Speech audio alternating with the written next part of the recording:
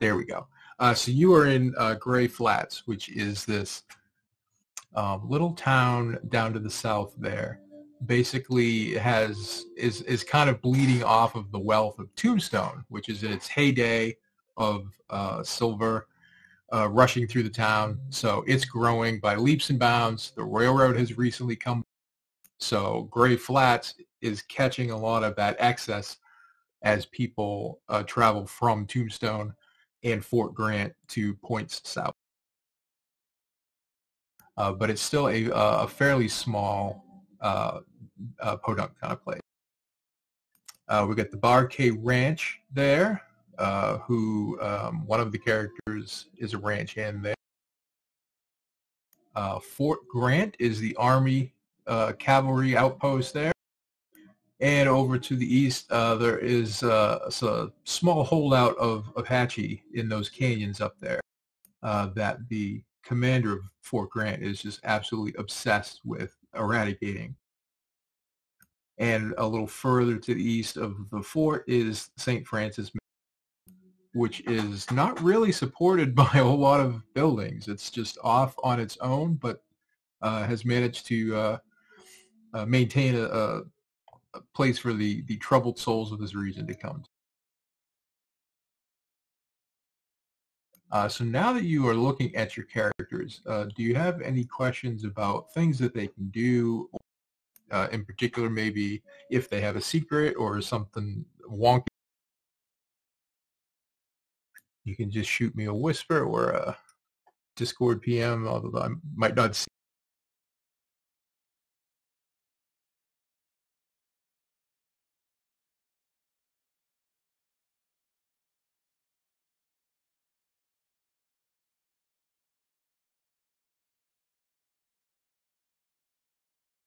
There it is. So in addition to most of the normal sort of Old West type things that your archetypes would have, everyone has a bang skill as well. That's basically a wild card skill for your class, for want of a better word. It sort of sums up who you are. So for example, Calhoun is the scout, so he has ! Scout.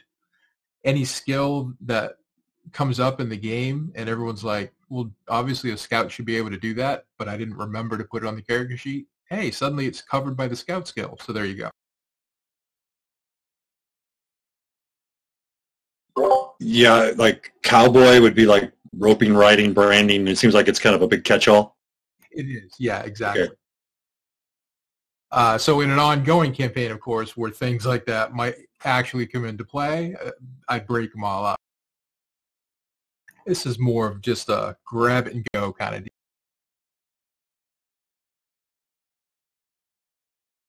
deal. Some of you have little colored dots on your icons. Does anyone know what those are? Blake is green and Calhoun is yellow. Your dice color. So if you go to, there's a little color palette in the top right-hand corner, and then that way when your icon gets put down, I think it'll actually have a little bit of a color differentiation to it. And it's also the color of your pointers if you drag a pointer on an image. Yep. Oh, cool. Everything's color-coded. So no questions on the characters, I take it? So you find yourselves, then, one fine evening, in the saloon run by poor Alice McCready, whom no one chose.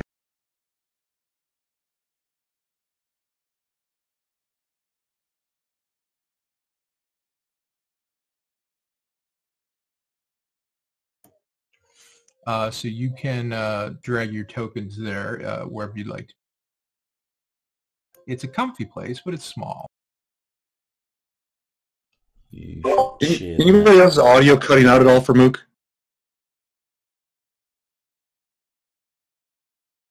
The audio cut out a bit for you when you were explaining that there, Mook. Oh, sorry. I was just saying it's a small place, but it's cozy. And I said you can drag your tokens down there if you'd like to indicate where you would be this fine evening. You need to share the image. Oh, did I not? Thank you. Okay, I thought it was just me. I was so confused. Much better, thank you.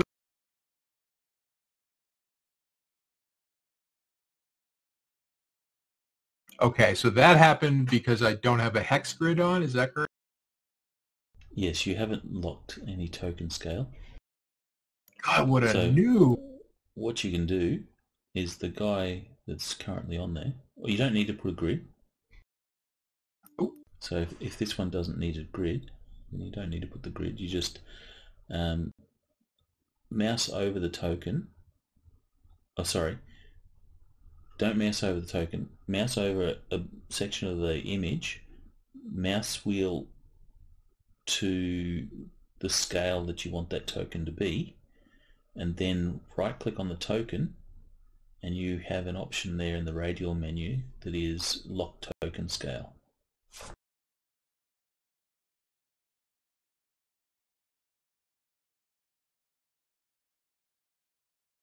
Nice. Cool. So the other three of you should hopefully be the same size.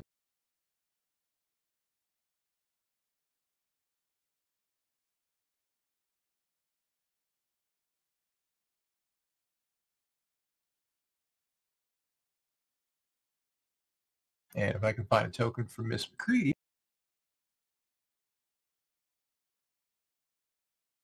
For whatever reason, I can't drag my token out of my character sheet. I don't know what I did wrong.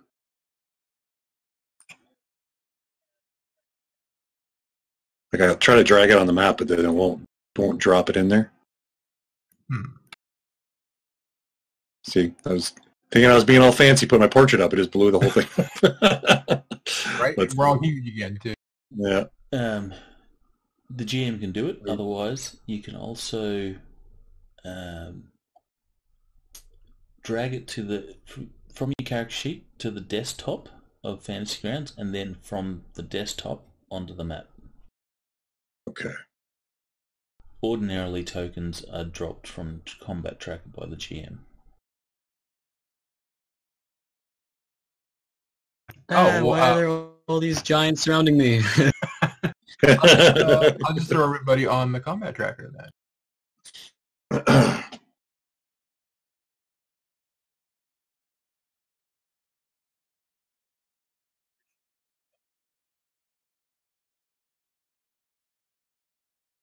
Is Nugget really quiet for you guys as well as or just me? I don't even, I wasn't sure Nugget was actually. Oh, wow, sorry. One moment. And then Mook, you should drop everyone from the combat tracker onto the map.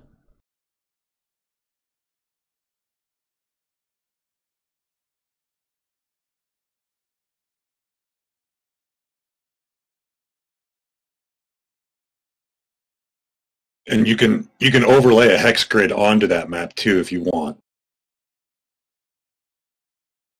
Yeah, I don't. Is that much better? Too loud?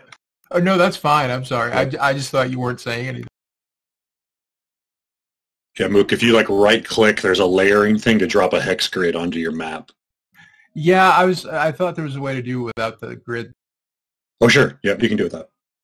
Like if you're just kind of doing. But like even now, like when I drag them from the combat tracker, they're still ginormous. Yeah, then you'll have to scale them down. Yeah. Yep. So then scale the map using. There you go. Using the mouse wheel to zoom in and out on the map until the token is the size that it should be, and then right click on the token and go lock token scale.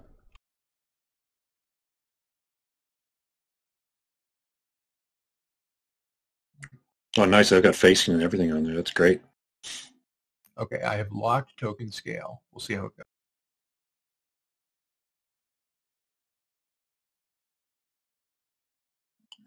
I don't know.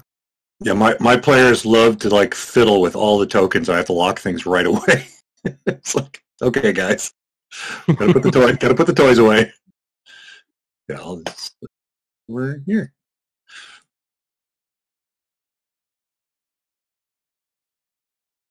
All right, good enough. I think everyone's roughly the same size. We got it.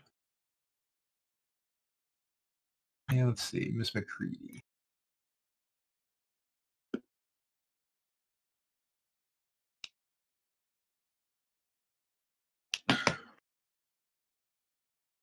she gets no facing. She doesn't deserve it. She was not chosen. She has been shunned. She's got eyes in the back of her head. She's always facing forward. Misses nothing. If she's in a combat tracker, then she'll get a facing. Okay.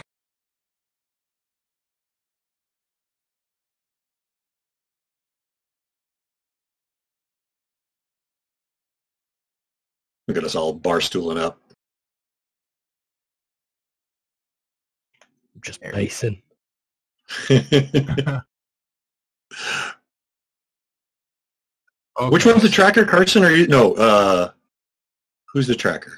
Calhoun's the tracker. Okay. Yeah, rookie mistake. I made 2 C names. That not. So it is a night on the prairie. Well, it's not much of a prairie, more of a desert. There is some thunder rumbling around outside, but you are all in this cozy little enjoying yourself. So the party, of course, is entirely up to you guys. The 4 of you. Do you know one another? I mean, obviously, Carson and Reyes do, because Reyes is working for Carson. But apart from that, how about Blake and Calhoun and everybody? Yeah, I think that like Blake coming into town, driving cattle and everything, has had a chance to run across all these guys and develop some sort of relationship. Likewise with Calhoun. Okay. So no lone wolves. No. Yeah, I'm sure Carson would jump at any opportunity to maybe cheat some people out of some cash, you know. Popular fellow, I'm sure. Cool. So you all know each other. You have taken shelter on this windy, thundery, and you're drinking and enjoying yourself. In the midst of a crash of thunder, all of a sudden somebody stumbles through the front door, and he is enormous. That's better. This you recognize as Scabby Jim. Scabby Jim is a miner who has been in the area forever. Everybody knows, but he hasn't been seen for a while. He hasn't been into town for, now that you see him, seems like probably a couple. And he's just standing there in the doorway. The wind is whipping behind him. There's a flash of lightning, and he's just standing there looking at you all glass.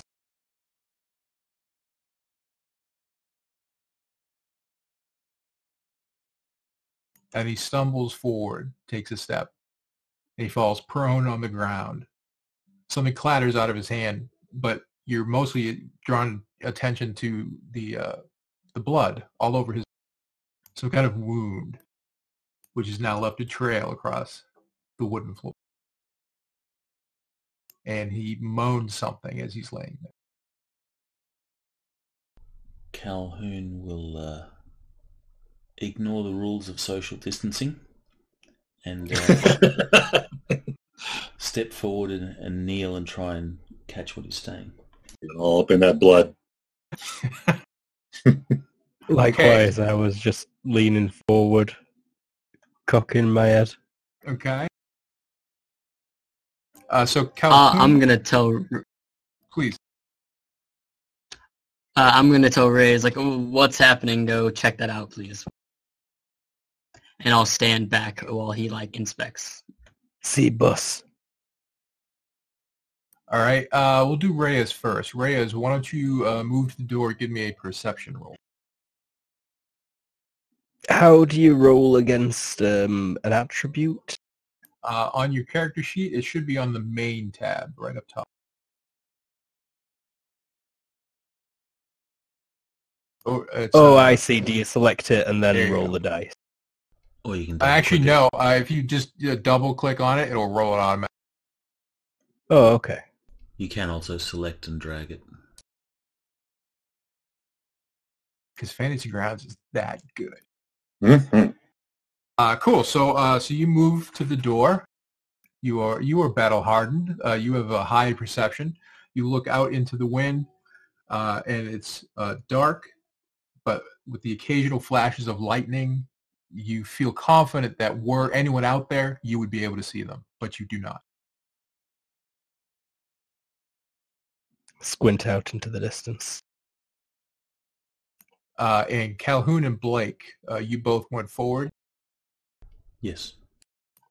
So each also a perception roll, please. I'll actually kind of stay back because I don't know what's going on here. Okay. Ooh, another good one. So Calhoun, as you bend down to see what's going on with poor Scabby Jim, you manage to catch the few words that come out of his mouth. He says, I did it. I found it. And then he expires. He dies there. Calhoun will shake. Found what? And then he'll realise that he's passed, and he'll look over to whatever it is that he was holding. Just beyond the stool, up against the bar, there is something glinting gold on the.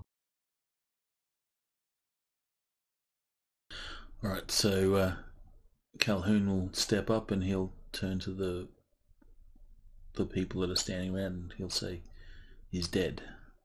And then Calhoun will walk over and pick up whatever the gold shiny thing is. Okay. The other three of you can have a perception roll to see if you see him grab something off the floor. Miss McCready is coming over the bar and rushing towards poor Scabby Jim.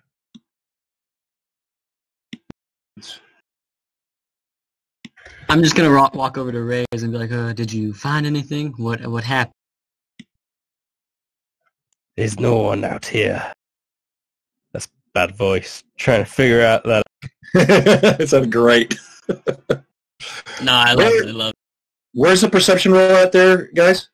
To the right of your IQ on the main tab of the character. Oh, perfect. Great. Okay. Whoever killed this guy is not out there. So Reyes, as you come back inside and say that, you see Calhoun pick something up off the floor, but you can't. And then you're in conversation with everyone else. Raise an eyebrow. Mental note. Just a question. How do I make the chat go above what the scene we're looking at is? Because I can't see anybody's roles at all. I think you can just scroll down with the mouse wheel. And yeah, push the scene over to the window of the scene over to the right. Thank you. I'm dumb. And the other thing you can do too is you can right click on it and minimize it for a moment until you need it, like if you're like looking at other stuff. Yeah, minimize is a great feature. It's new to me. It's probably been there for years, but it's the first time I've seen it. Alice McCready, she's on her knees and she's saying, "Scabby Jim! Scabby! I can't believe he's gone." And she's just sort of, she's not sobbing. She's certainly not distraught in that way. But it's upsetting. Everyone knows him. He's a nice guy.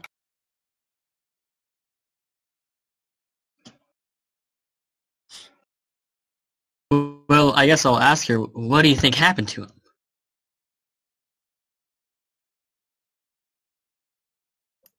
You're playing...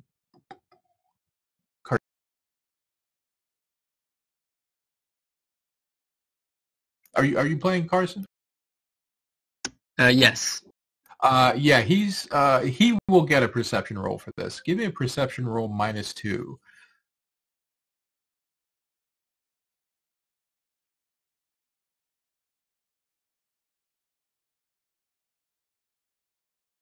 All right, so it doesn't matter. So yeah, just out of the corner of your eye, as you were trying to comfort this poor woman who is distraught over the death, you notice that as she's leaning over his body, her hands are rather expertly going through his pockets, and you seem to be the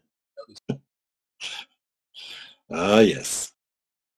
Ma'am, this man just died. What do you think you're doing? She grabs a small piece of paper out of one of his pockets and puts it in her bustle and stands up. What? What? I don't know what you're talking about. Don't think I did not see that. Pull that note out and read it to me right. She walks to the bar. She's mostly I will on... follow. Yeah, I see that. She's mostly on friendly terms with you all, so rather than make this ugly, she decides to share. Well, she drops the distraught woman act. All right, fine, hold on. And she opens it up. It's a small piece of yellowed paper. It has writing on it. It looks like it was torn out of a... and there's some kind of scratches on one side. Looks like someone was hastily drawing something. Do you mind if I take a look at that, ma'am? I'll give it right back. I just want to see it. Oh, of course. And she hands it to you, but she stands very close. Is there any writing, anything on it? I'll read it, I guess. And I'll read it out loud, too, if it has... Okay. It turns out that the page is torn from... It has music lyrics. They're written in Spanish. I don't recall if Carson has Spanish as one of his languages. But regardless, it's a spiritual hymn. Looks like this page was torn out of a book somewhere and used as writing.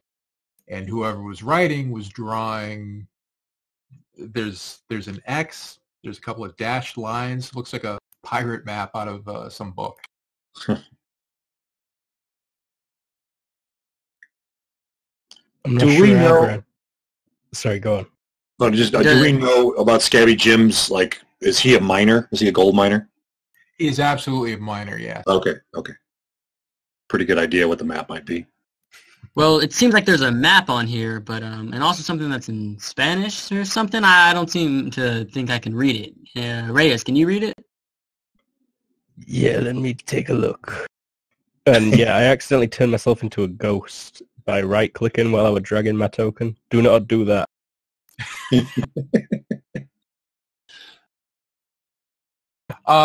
Reyes, I don't know you as a person. This is the GM, by the way. It's not Alice McCready. Has Reyes been to the St. Francis mission out to... Probably at some point. It seems like a good place to hide, maybe. Okay. So yes, you do, of course, easily read the hymn, and it is torn from a hymnal, and you recognize it as being from one of the books that they use over at the mission there. This was torn from a hymn book from St. Francis's mission. Oh, I am back in the world of the living. While everyone is occupied with other stuff, Calhoun's going to take this opportunity to investigate discreetly what this shiny is. Okay.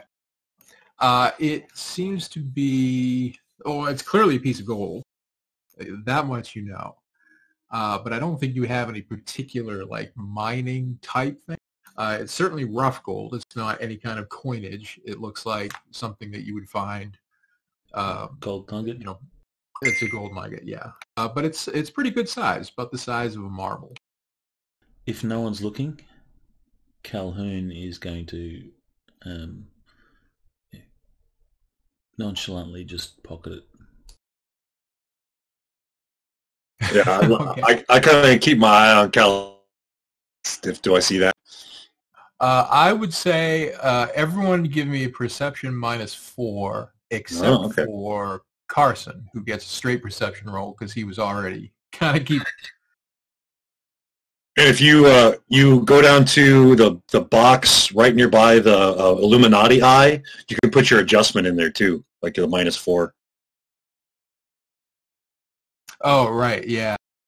Yeah, I should have some just generic, like -1, -2. Yep. Yeah, you can put in a modifier in there. I think I rolled pretty good. I apparently have been drinking lots of whiskey. Well, all my perception rolls are failing.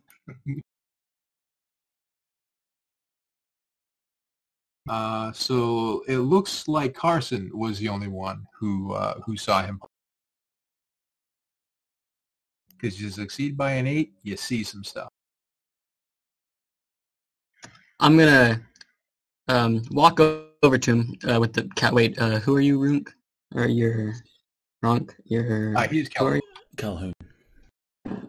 I'm gonna walk over to Calhoun with the map. Hopefully Ray stays by my side, and I'm like, sir, do you have anything that could help to this? We have this note here. I'll have a look. And I'll show him the map on it and stuff. I'll have a look at the map. Being a scout,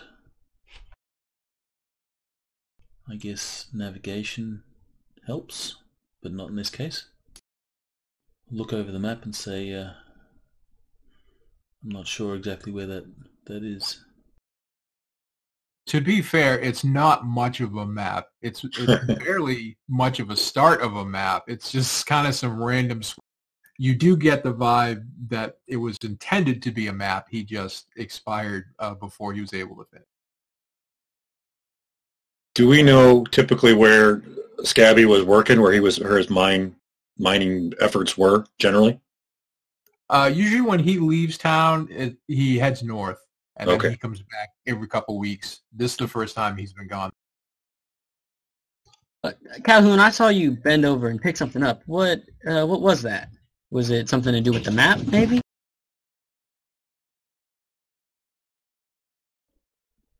Realizing that someone saw it, Calhoun will produce the gold nugget. Ooh. Gasping noise. Yeah, Senor. I lean in uncomfortably close. After she audibly gasps, McCready begins locking the front doors to herself. Oh.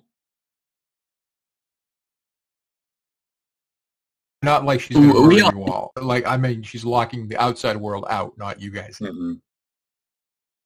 Okay, good. At least that's what she's going to claim if you call her on it. So yeah, So this gold. So we have a map. It would appear that Scabby Jim found himself a decent claim. A gold nugget, a map, and a Spanish hymn. What do we do from here? McCready finishes putting the final bar down on the and rushes behind the bar and starts kind of scooting out of her dress.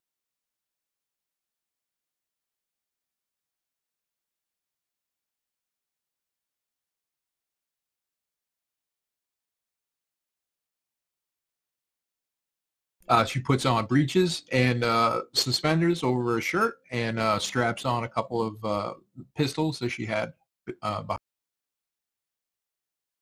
Miss McCready, are you expecting trouble? Not right away, but I'm sure if we go looking for this gold, which I'm sure we're about to do, then I want to be.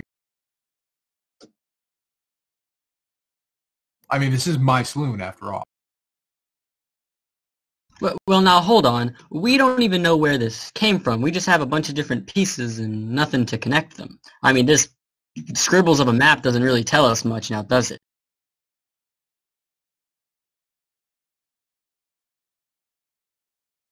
Someone was willing to kill Jim for it.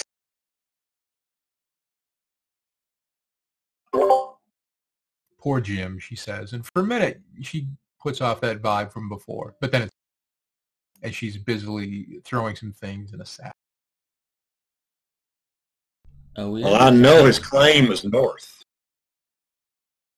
Are we able No. to tell if his No, injuries are recent, as in he was injured just before he came in, or he's been bleeding for a long time and just staggered and eventually got here? How about perception Minus what? -2?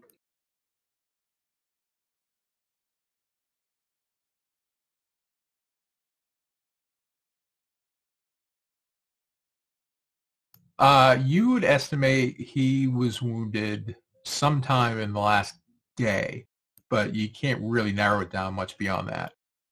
Certainly not in the last hour, but not more than the last day. Somewhere in there.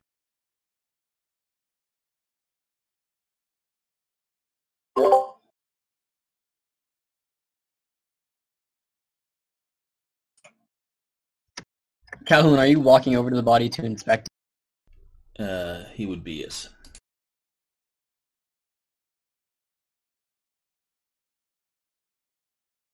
So I'll walk over and I'll be like, well, how do you think this happened? How long ago? What are you thinking? Look, I'm no expert, but I think this was done in the last day. It's not recent. So he's staggered for quite some time before he got here. Yeah. Would that mean we could maybe follow a blood trail or something? It's possible. It's coming on dark now, isn't it? Or it is dark? It is dark, yeah. And raining? Is that starting to rain, you said? Thundering, a little light drizzle. Okay. It's not really torrential.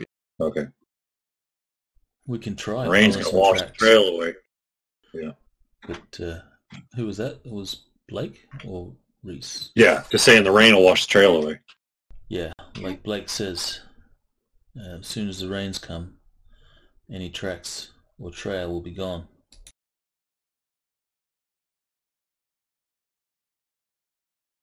So when you say that, McCready starts heading towards the that little side section of the bar.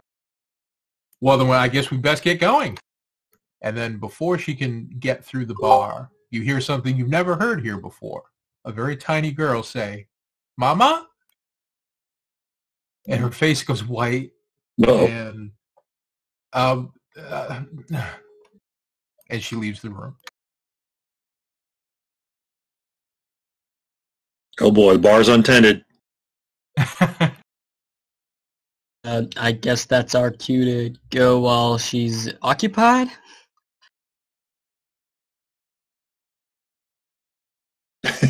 Yep, that's right. Grab a bottle. Yep, leap over the bar, grab a bottle. Oh, you scoundrel. Here you go, boss. Wait, that's the wrong one. Nice. So you can hear her on the second floor above where you are, walking back and forth. The wood is creaking. So those of you who have experience with families are probably assuming that she's walking some child back and forth, trying to get them. But she won't be gone long. Well, I didn't really mean ransack the place. I meant we should probably leave before she can come back, because she does have her children to tend to and she's trying to run off. I don't know about that. When she locked the place up, did she only closed, like, we're not locked in? That's right. Yeah, it's not actually locked. It's just barred.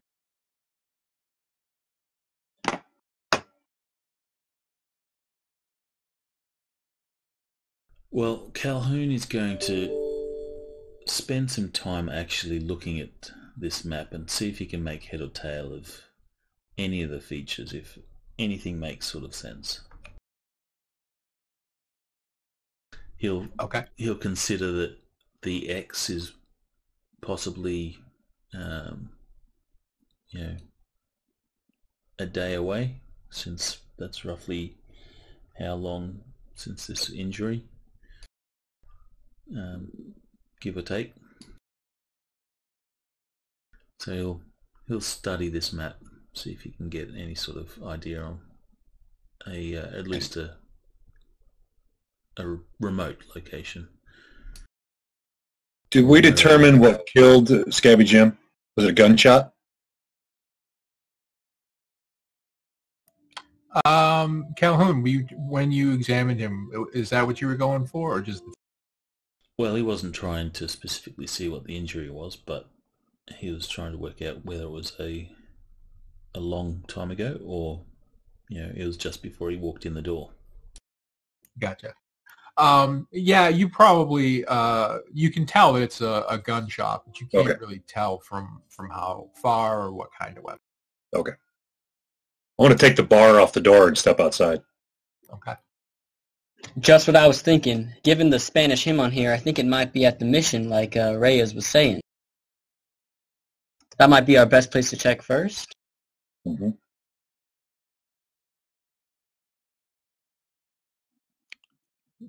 See. So everyone's heading out except Calhoun. You took a couple minutes there to look at the map. You have navigation, you said, or tracking? I have Scout. Scout, there you go. But I did roll that before and failed. Oh, right. I'm sorry. I thought you were trying again, but taking extra time. Correct. Gotcha. So instead of -4, go for -2. Sorry, and minus what? -2.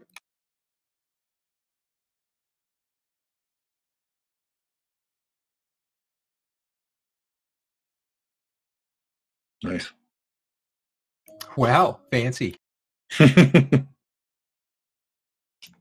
You are getting the sense that the X is not actually the end point the way it would normally be. It seems like the X is more like the starting point, and the dotted line that is leading away from it is towards whatever he was drawing the map toward.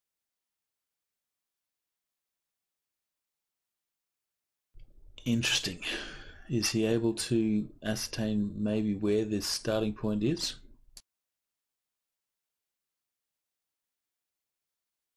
There's nothing really identifiable on the map, but just from the area that a day north of here is Fort Grant, and a day further north from there is the Needle, the giant mountain lid.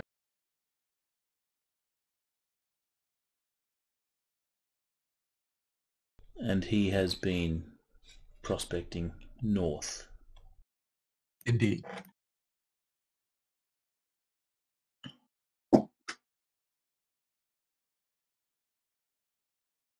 So I take it we're going to be heading straight to St. Francis Mission, guys? We could go there, but I've taken a greater look at this map, and I believe this X is not the mark for whatever it is that is out there, but I believe the X is a starting point, and I think that might be Fort Grant.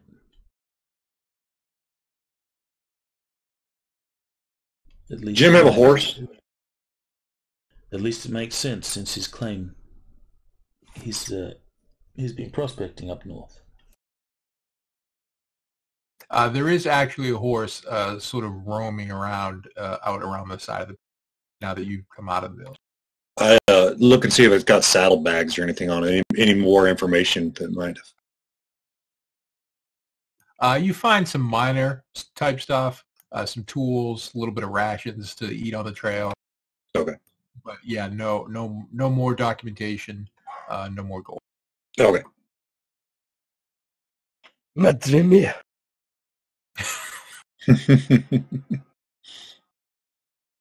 The body, it moves.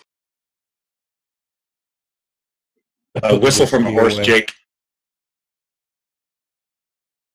Yeah, presumably you guys have your horses here.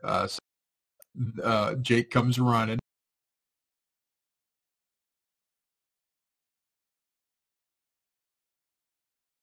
As you're all in the front, the window on the second floor opens up above. Oh boy, here she comes. McCready sticks her head out, holding her child. And where in the hell do you think you're going?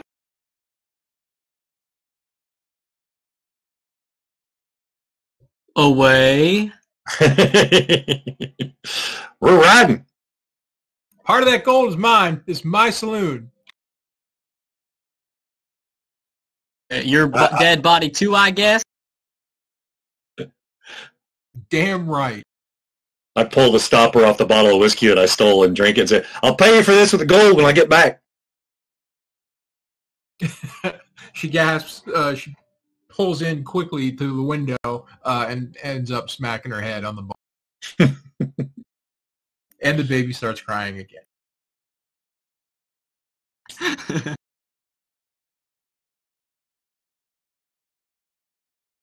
So, to the mission?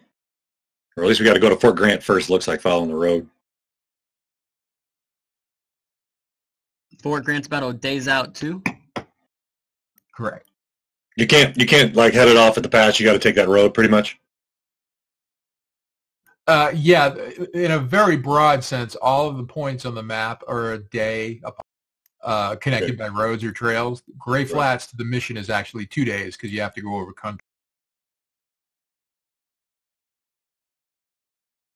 Which is actually the same amount of time as if you took the roads, but, you know, it's less pleasant. I guess I'm gonna go over to Calhoun and ask, do you see any blood trails or anything here, or is it all, like, soaked up on his horse or something? Calhoun will start looking around and see if you can see any blood trails or any tracks that indicate where he came from. Alrighty. He wasn't trying to be particularly stealthy, and it seemed like he was actually riding fairly slowly, so it's very easy to follow the horse's tracks. And it looks like he was coming from the direction of Fort Grant, but riding very slowly. Okay.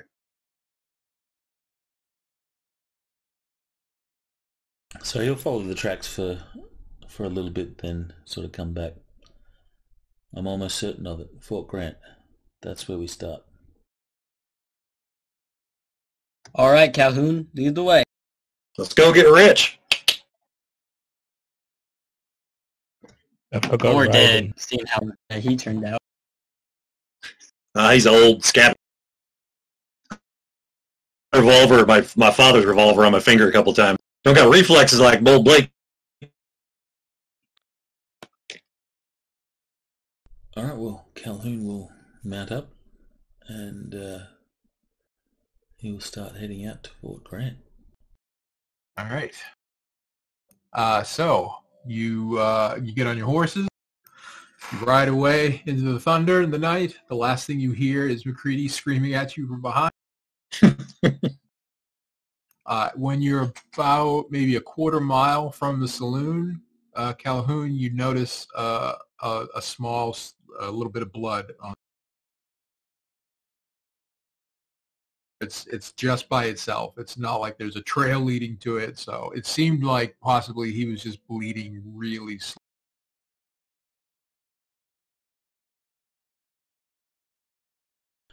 Then, yeah, he'll note it and he'll be a lot more confident that we're going in the right direction.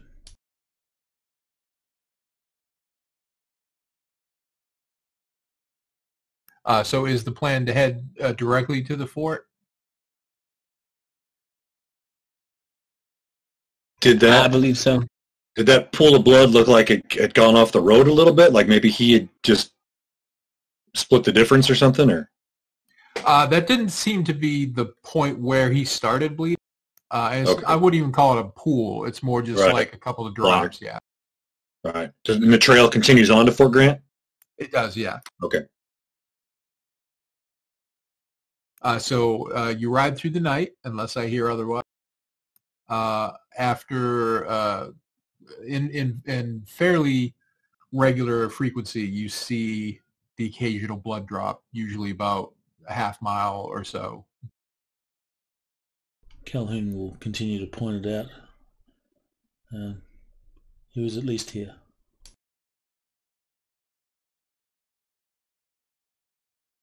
So you ride.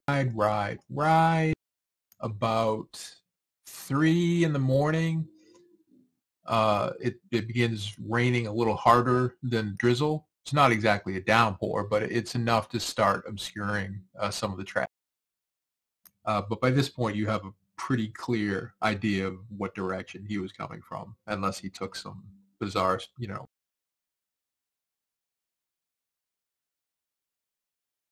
Is the plan to sleep at all? Are you going to ride straight through in the morning? What's going on? If it's going to rain, looks like it's going to rain, then Calhoun's going to suggest we get some shelter. How far do we think we are from Port Grant? At 4 in the morning, you would be almost halfway there. So we get there in the noon time. So. Yeah, you if you rode straight through, you'd get there probably around 2 p.m. Yeah, I just throw down my bedroll and sprawl out and start trying to make some little bit of a fire.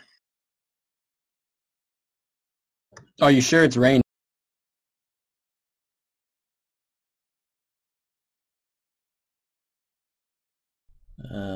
Rolling scout to find a decent campsite, something that's sheltered out of the elements, and will give us a decent rest.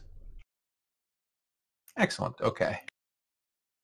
So yes, normally you might have a hard time getting a fire started and whatnot, but thanks to Calhoun, you were able to find a little place near a rock outcropping. So some of the wind is cut down and the rain is just blowing into your face.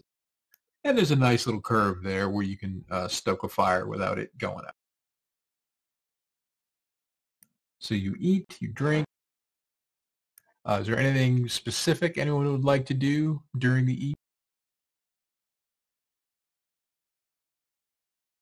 Okay. Yes? Just make sure my guns are dry. Good call. Make sure they're not going to blow up in my face. Nobody wants that except me. Because it'd be entertaining. So the sun comes up. No one is around. You start getting the horses ready to go, saddle up. Calhoun, give me a tracking minus.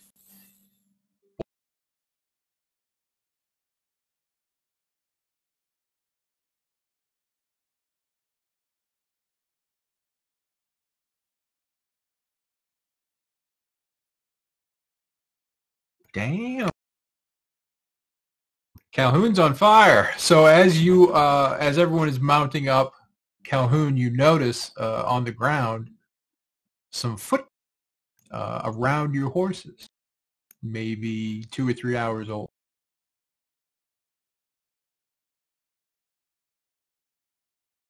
So someone's been poking around our horses while we've been sleeping.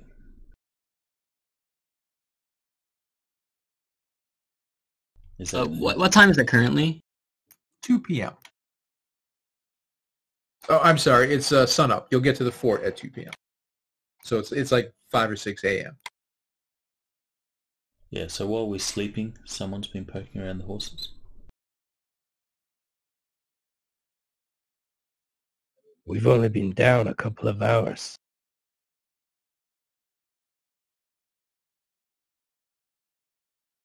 From the tracks, can Calhoun tell if it's what sort of boot it is? Is it like a lady's shoe, or is it? Perhaps. No, but since you are checking along those lines, you notice that they're not boots at all. They're actually moccasins. Apaches. Put my hand on my pistol. Yeah, Calhoun will start looking around. He will check over the horses to make sure they're fine, and he says, "We have Apaches near, boys."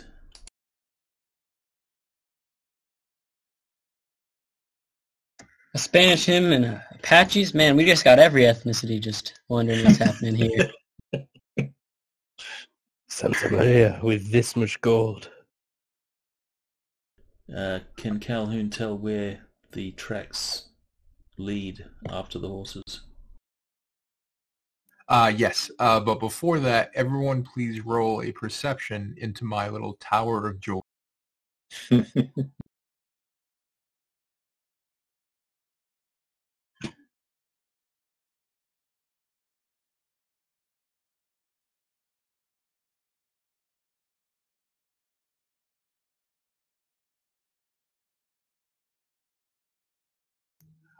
And so Calhoun, it seems like they came in the same direction as Fort Grant, but not direct. In other words, that that general vicinity, but clearly not directly from the fort. In fact, the footprints, as far as you can follow them out, weren't following the road. They were off to the trail, not the road. Let's not get crazy. Well, Calhoun will reveal this to the others, and he'll check. We're all here, right? No one was disappeared during the night. No. Although I may steal that for the next game. I quickly cover the tracks I made while wearing ladies' shoes and hide my bag full of ladies' shoes.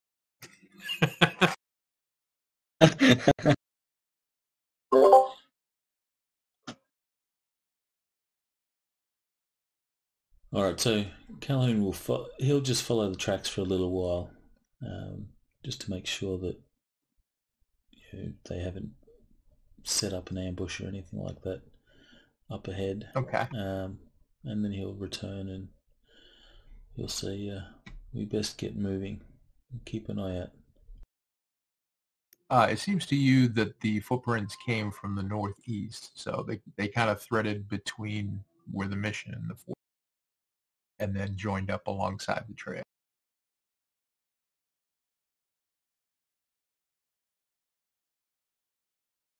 In my experience, is it uncommon for Apache to wander around your camp and then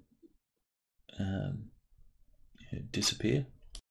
Or is this very, very much so, particularly on this side of Fort Grant,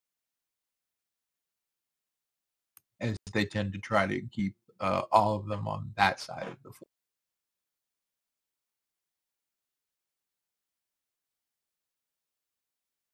We're all lucky our scalps are still attached. Can Calhoun tell how many Apache? Or how many moccasined feet? Yes. Hold on. I believe it was 4. Yes, there are 4 sets of moccasin print.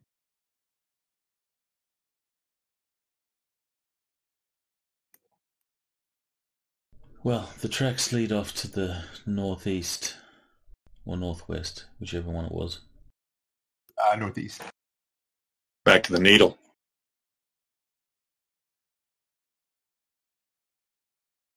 I still have my the map and the note on me, right? Yes.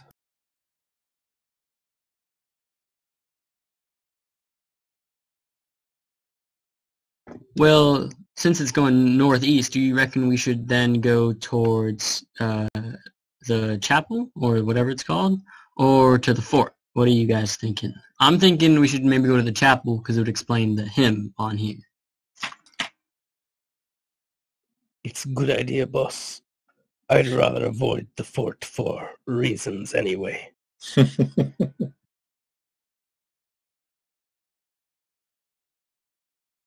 Yeah, the law can get real pesky. Calhoun will point out that the road to the mission comes from the fort. We'd be going overland if we want to go from here. Do you think it'd be quicker to go straight to the mission, or to instead go to the fort and then head to the mission still by road? Well, it's faster by the trail, for sure. I think because of the way that the trail is shaped, it'll be a while. Because if you just go in a straight line, you're going to cut out that whole curve over to the Fort Grant. So you'll be going slower, but you'll be traveling less distance, I think. Hmm. Depends if anyone saw Jim at the fort, though. They may have seen where he came from or went to. Wandering off into the cactuses with a bunch of Apaches out there doesn't sound like my idea of fun. And you have a point there, so I guess we should just head on down to the fort. And Reyes, you can stay back and tend the horses if you'd like, I guess. Sounds like a good idea.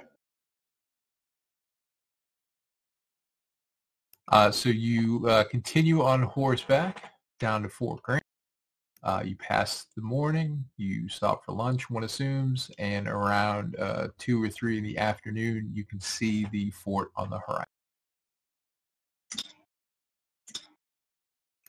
You are intercepted by a 2-man patrol who rides out to see why you're approaching. You there. What can we help you with? Y'all seen Scabby Jim? They kind of chuckle. And the one on the left says, well, yeah, as a matter of fact, Scabby Jim was just here last night. Was he hurt or anything? Was he excited? Like, what was he doing? Oh, the usual. He was drinking, playing cards, losing all his money. No. And then the other guy says, he was acting kind of funny. Real twitchy. Not like him. He's usually the calm sort.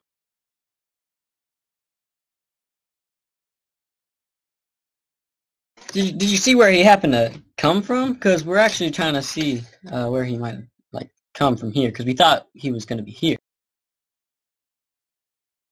Oh, he came in through the main gate, so he must have come from the north. That's usually where he goes.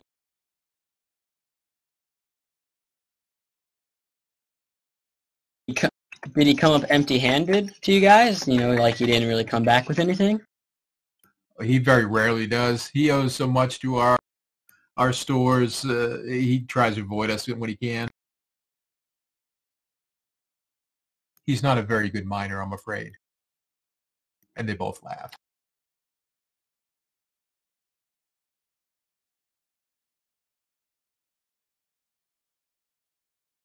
It didn't sound like he came from the mission at all, did it? Or just straight up north? I mean, I suppose he could have come from the mission. So the fort has 2 gates, and they're north and south. So if he did come from the east, he wouldn't have been able to get in through the east.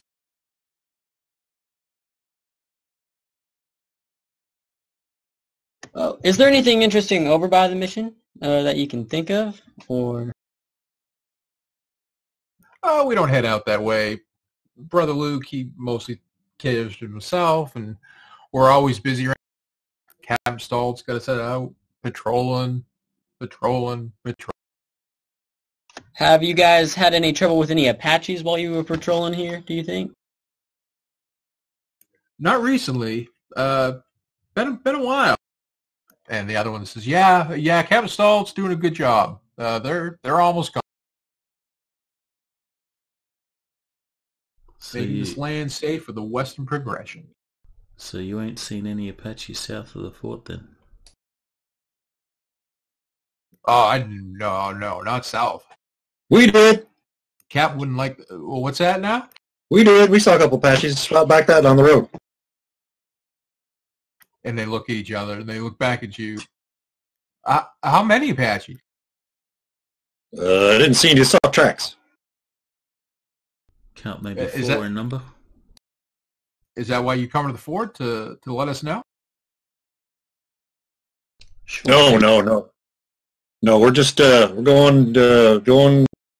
Where are we going? We're looking for Scabby Jim, like the boss says. Yeah, we're looking for Scab Jim. That's right. You said he came from the north? Because he was supposed to come back south, but we haven't seen him. So I guess we need to go head north. Maybe he decided to leave out back that way again? Oh, maybe. I mean, he definitely left south, but there's no reason he couldn't have circled around. And the other guy kind of taps him on the shoulder. He's like, "Look, we got to go tell the captain about this." Oh, yeah, we got to go. We need to look for them Apache. Good luck. Yeah, they were coming from, I guess, by where Gray Flats is. They would be about northeast from here. So I guess just east for where you guys are, maybe by near St. Francis, between St. Francis Mission and Fort Grant here. So maybe that's where y'all should go check. All right, thank you. Thank you kindly. Good luck. And they ride away. As they ride away, I'm going to go over to the group and say, okay, now they're distracted going that way, so that means that they won't be paying any attention to the needle, which is where I am pretty certain almost that's where old man, whatever his face is, found the gold nugget. And I'll look at Calhoun.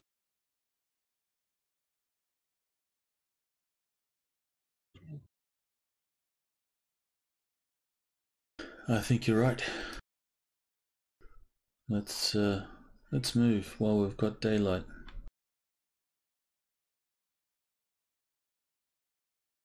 If we were to leave now, what time do you think we would arrive at the needle?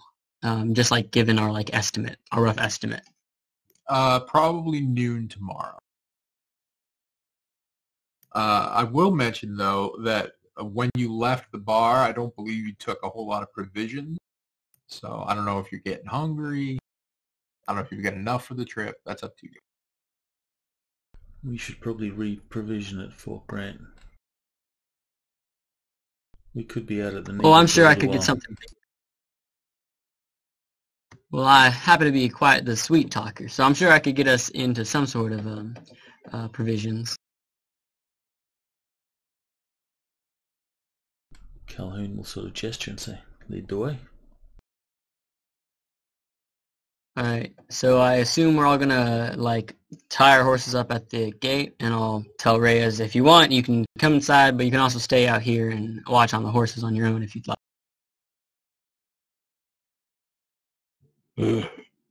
I'll come inside. What state are we in, by the way? Arizona. Where's Arizona relative to New Mexico? I believe it is directly west. I'll come inside. Or I pull my hat down over my face and raise my bandana up a bit. Good call. So the two soldiers, they left, of course, in a hurry. You sort of amble behind them along the path, and you eventually make it to the fort.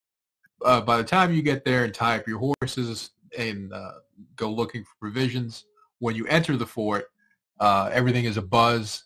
They're putting together some kind of column, maybe a dozen men, to ride out and find this errant band of Apache who are apparently terrorizing Gray Flat.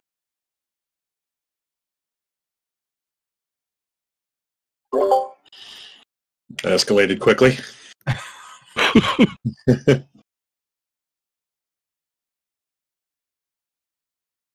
Is there an area where they're handing out provisions or anything? Yes, just to the let's see, that would be the left as you enter from the top of the map from the north. The map isn't exactly accurate because it has a door on the side, but I figured you guys cut me some. Over to the left, there is a long table set up, and the soldiers are doing the sort of, they stop here for this, then they get two of these, and they get issued one of these, and then they get on the horse and they start forming up. We have access to the Gray Flats GM map. Just Yeah. You know. Oh, I think you might have meant to show us something different.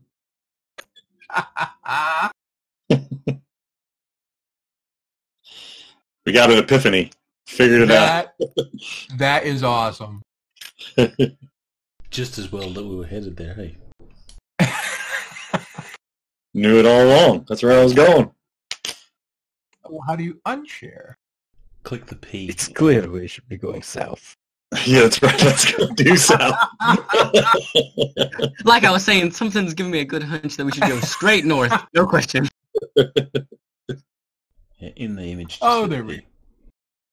go. Yes, I was trying to share the fort.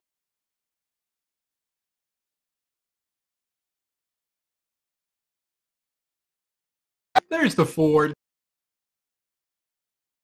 Is there a way to ping the map? What you do, open the map yourself,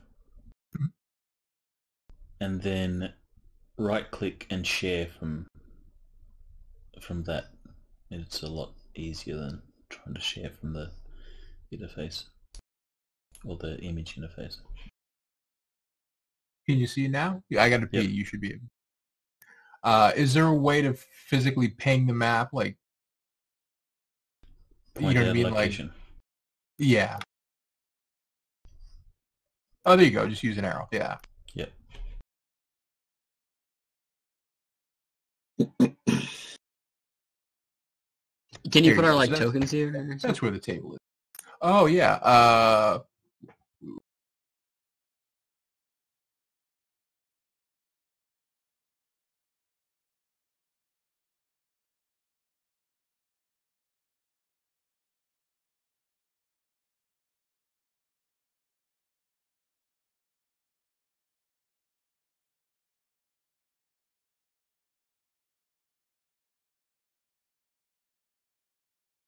How did I ghost you?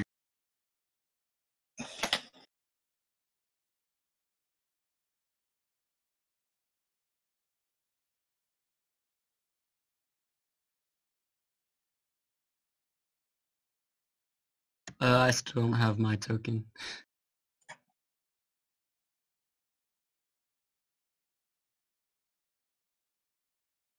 Looks like I'm unemployed again. Never mind. There we go. Blake, I seem to have ghosted you, and I'm not sure. You're on a different layer, maybe? I'm on there. Think so. I see myself. Oh, okay. Hang out by the flag over here. It's a wonderful flag. Did not. I see two icons right here. Two tokens, but they're like grayed out. That's Oh, what they're we're hidden. in. Mate. Yeah, you made them hidden. So if you go to like the combat tracker, there's like there's some hidden one, make visible to the players kind of thing. But I as Blake's on there, as I can see him. That's bizarre. Okay, I ain't gonna worry about it as long as you guys can see them. Yeah. So there you go. So yes, there is a long table over here, and they are passing out provisions and heading out that giant double door gate, and maybe 10 guys forming up on horses out. Do they I'll have walk a, over and Do they have a general store here at the fort for people, or is it only for the soldiers? It's largely for the soldiers and for people that they're friendly with. Whether that includes any of you guys is kind of up to you. so I'll walk over and I'll go over to the table and I'll be like, well, howdy y'all doing? I see y'all are in a rush now because we were telling you about the Apache tracks that we saw. And we were actually about to head out north just to go see if we could find Old Man Jim. And I was wondering if you guys could happen to spare us maybe a day or even two of provisions since we did help you guys, giving you guys information and stuff. And we seem to have packed light on our mistake. So I was wondering if you had any to spare for us. I assume you're trying to fast talk him, or are you trying to just be charming? I guess I can fast talk him, yeah. Yeah, give me a fast talk.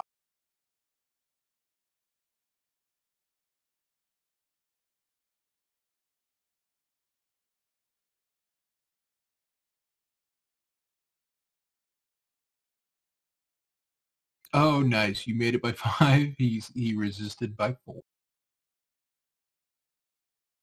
Well, I mean, it's kind of government property. I suppose you fellas did help us out. So he shouts down the line, hey, put together 4 bags for these fellas. Let them get and the Thanks so private much, sir. Much doc- appreciated. Oh, yeah. Thanks for reporting that. We'll take care of that. You guys, you be safe. And, yeah, So he I'll basically hands you a sack full of trail rations and some... I'll walk over to the group happily, holding my 4 bags of provisions, and I'll be like, haha, told you guys. We're ready to move out now? Nice work, cousin. Sí, muy bien. Is there like a guy that works the general store, some kind of person that might have seen Scabby and talked to him a little bit? There's a quartermaster for sure. Yeah, It's okay. actually it's the guy that Carrison was just talking. Okay, yeah.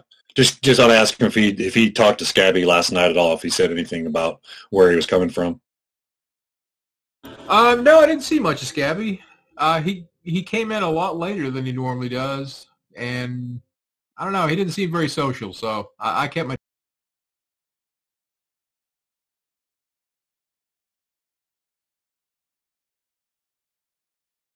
Well, I guess everybody here just said he acted a little shifty, and we can kind of probably tell why. So now that we got all this food, you're welcome.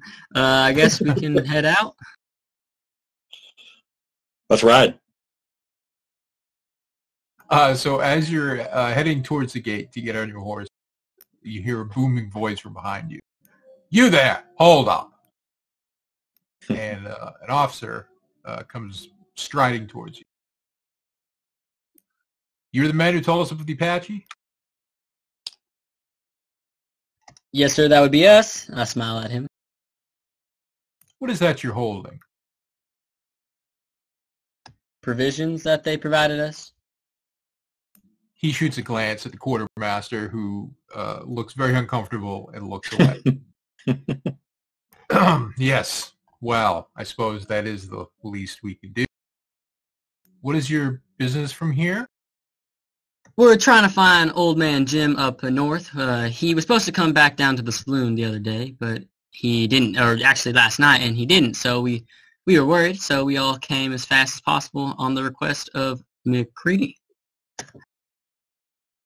I see. And you're heading north towards Apache country. Well, yeah, and it seems like they're actually east now since due to our tracks, but we'll make sure to also be staying awares, yeah, obviously.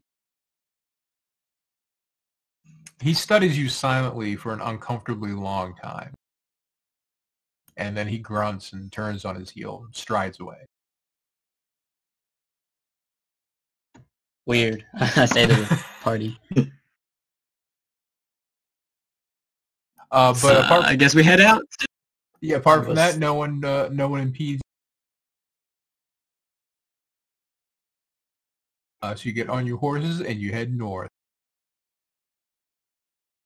You foolhardy bunch. I'm sure this ain't gonna end with us getting scalped. Oh, I'm sure. It's that so- gold fever. Yeah, it can't be helped. So you head out. You have fresh provisions. You're ready to go. You travel for a while. It becomes evening. The sun's going down. It's getting a little chilly. And is the plan to ride through the night and arrive at the canyons in the morning, or take a break and arrive at the canyons in the noon? I think take a break. I agree completely. So you ride. Go ahead. Yeah, we take a break, except we should have a watch rotation, given that we have encountered Apaches. Yes. Not gonna Absolutely. catch us napping again.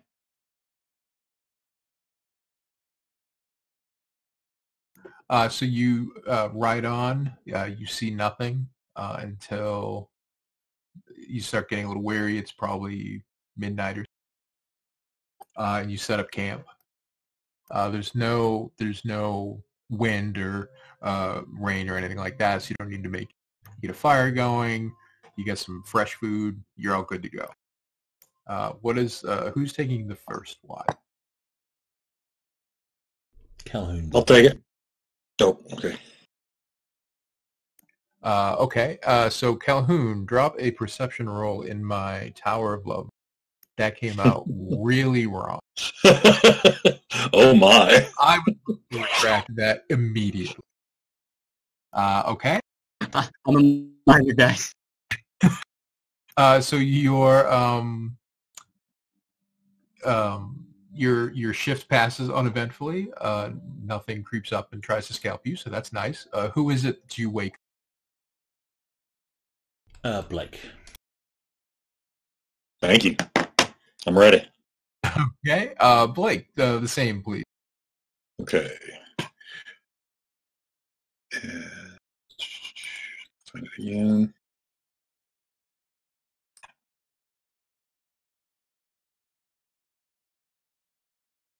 Did I do that right? Yes, perfect. Okay.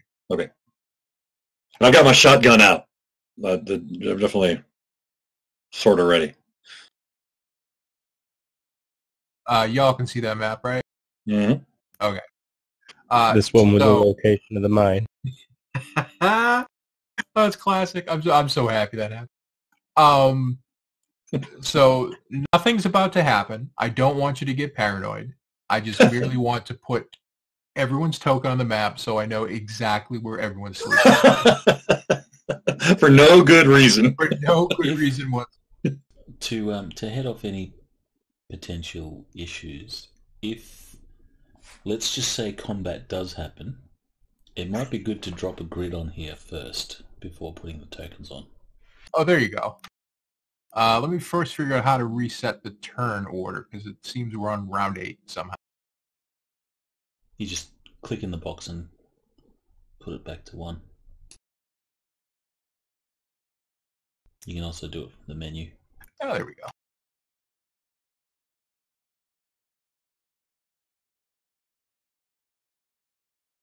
How do you do the sneaky rolls? Looks about right. You see that eye in the pyramid down below the chat window? If you drag 3d6 onto that, or drag your roll from your sheet onto that, only I will see the result. Thank you. You betcha. Oh, yay. I don't have to resize anybody.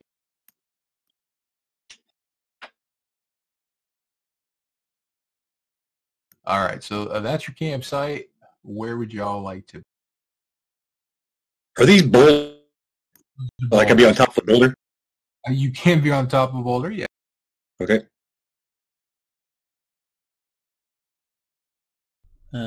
Calhoun will be huddled up near the fire.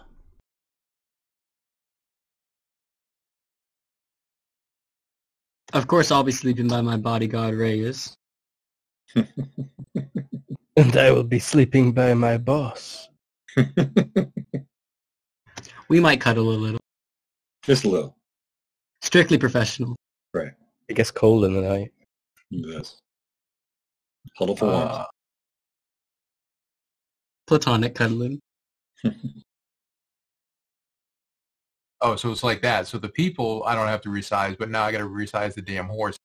Well, if you put horses in the combat tracker, they become the map system. But if you're just doing them for scenery, then yeah, you have to resize.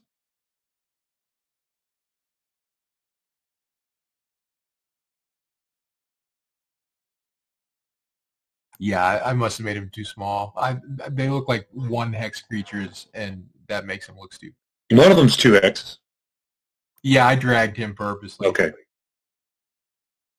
You can just hover over the token on the map, hold control, and then use the mouse wheel. And that will resize them. Oh, that's handy.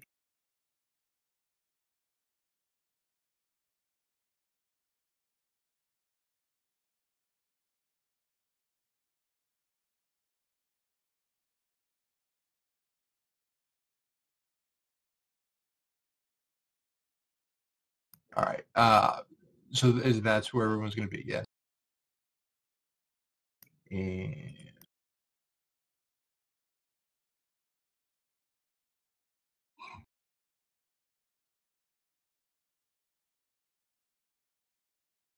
all right, I'm placing people. Hold on. I mean, allegedly. Allegedly. So does high ground give you a little bit of advantage, like having the higher ground, Anakin? Yeah, I would think so. I'd probably give you Okay. a +1 or +2 to perception. All right.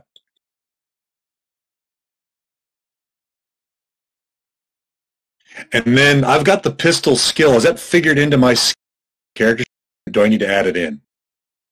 Everything should already be Added figured in. in. Yeah. Cool. Great. I didn't want people to have to worry about keeping track of all the numbers. No, that's something. It's like just makes things all automated. Okay, cool. So we're 2 horses short, but I'm not going to lose any sleep over that since they're not. So Blake, you were on what? You're on top of a boulder. It's late at night. You're alone. You're kind of nodding, and then you hear something rustle off to your,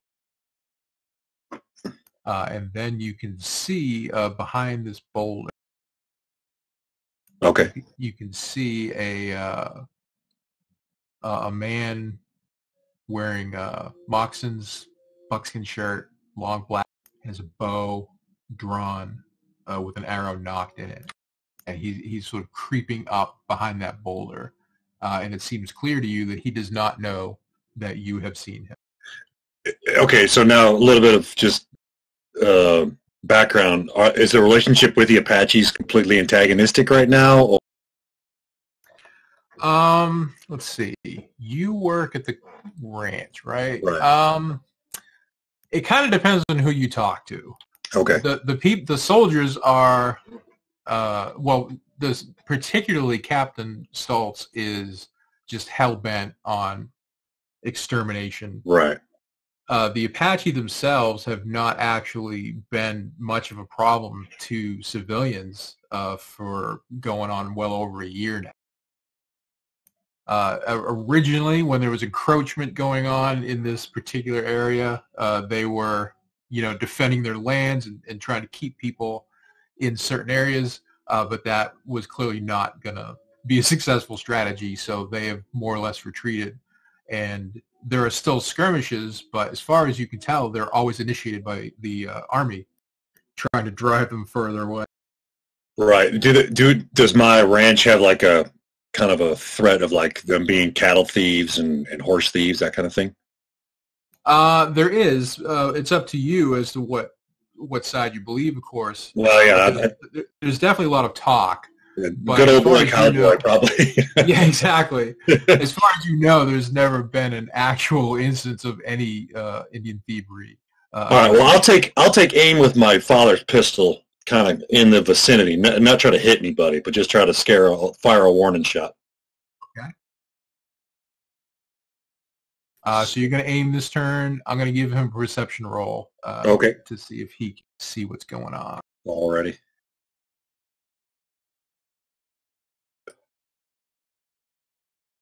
Ooh, look at that. So he made it by a lot. I actually gave him a 4 in my head, but yeah, right. he's not. I must have stood up and took a real big aim. So you feel like you're being pretty stealthy, but then it suddenly occurs to you that he's looking right at you, eye to eye, and he hesitates. He doesn't raise his bow right away. And Okay, then it's your turn. But I probably am skyline pretty good, so I just lower my pistol, like just like taking aim, just definitely knowing that, like he makes a bad move, I'm going to fire. Okay. So you're at +2, were you to fire on the turn. Right. He raises his bow. He basically does the same thing. He holds the arrow on you. Yeah. It's a Mexican standoff. I'm like, boys, get up, get up. So the three of you hear Blake speak, shouting, and he's saying that. So I assume that you all. Double check Oh, for everything. everything's even in order. So Calhoun, you're the first. You're like a rocket. You hear this noise. You're like, what was? So what would you like to do? Situational awareness. He'll start looking around, instinctively, sort of going for his pistol. Okay.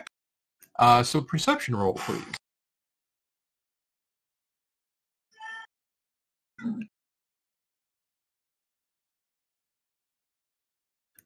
As you're waking up, you notice there's actually another fella over here. Oh, we're surrounded. Oh, hell. And a third one over there. Cute.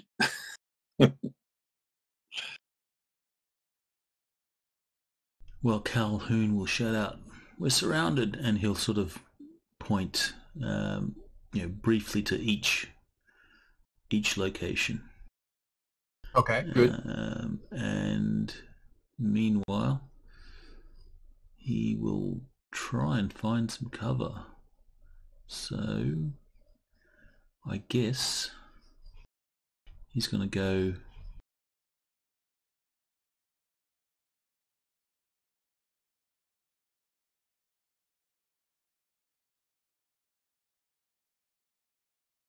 that way. I don't think I put the cover on the mods. It's -2, right, for partial cover, -4 for false. Yeah, you've got 2 levels of cover, or multiple levels of cover, but you're -2 to -4. Sort of head and shoulders cover is -4, and partial cover is -2. Oh, cool. So now there's more shouting, and people have been pointing. Things are happening. Reyes, what are you doing? You're waking up. So before you even actually do anything, give me a perception roll to tell what the hell's going on. On it.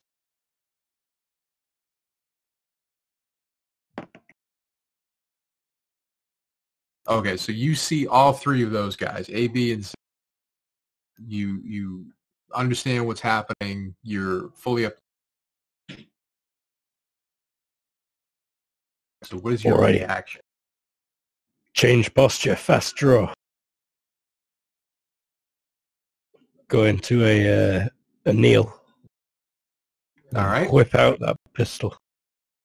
Very nice. Get into fast draw, sorry. Oh, yeah. So pistol magically appears in your hand, and you are kneeling down and ready to... Blake, which perception roll, please. Oh, no, you were the one who woke everybody up in there. Yeah, I think I'm kind of I'm in a tight spot. Yes, so you're aiming at Brave A, and people are waking up behind you. Right, and now I'm realizing that there's a Brave C and a Brave B. You know?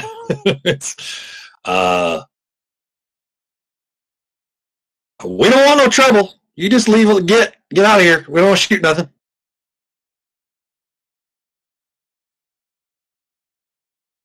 Did you skip me? No, I didn't. I don't think so. You're coming up. You're after Blake. Okay, thank you. You don't. You get the impression he does. He kind of cocks his head. You don't think he understands what. Okay. It's actually his turn. Question is he going to shoot you? Yeah, that's what I'm curious about too. This is GURPS. I'm dead.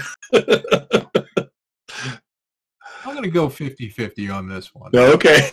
Thanks, Mook.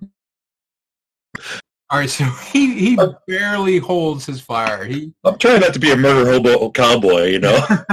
He pulls the string all the way to his ear, but he doesn't loose the shaft. He's Okay. holding the... Yet. He's got a probably +3 aim on me too. Jeez. You could do and a reaction roll too to work out whether he likes you enough to not shoot.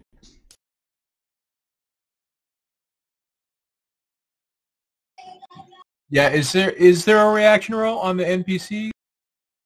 Not on the NPCs, but PCs can roll. Okay, there we go. reaction, Yeah. so- Yeah, I was looking for it and I couldn't find it, so I just figured, screw it, I'll roll 3d6. So like that, for example. Well. Take that, Calhoun. They don't like Calhoun for whatever reason.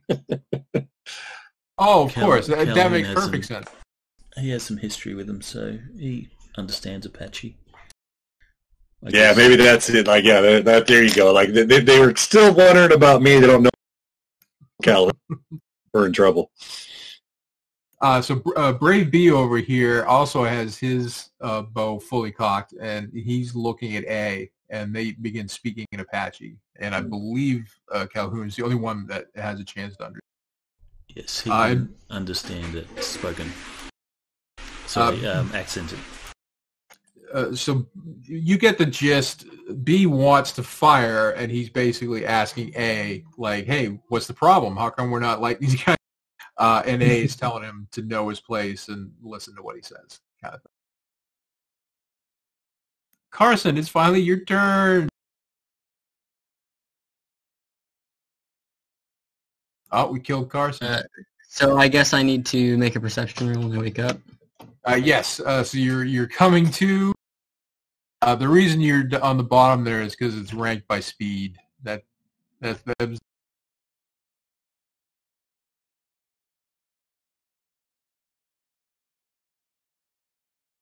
okay. So you, where is Carson? Oh, Calhoun. I didn't realize you had moved quite that far. Carson and Calhoun both give me rolls, please. Perception rolls. Oh boy, number 4. Apache D. Delta. Delta. What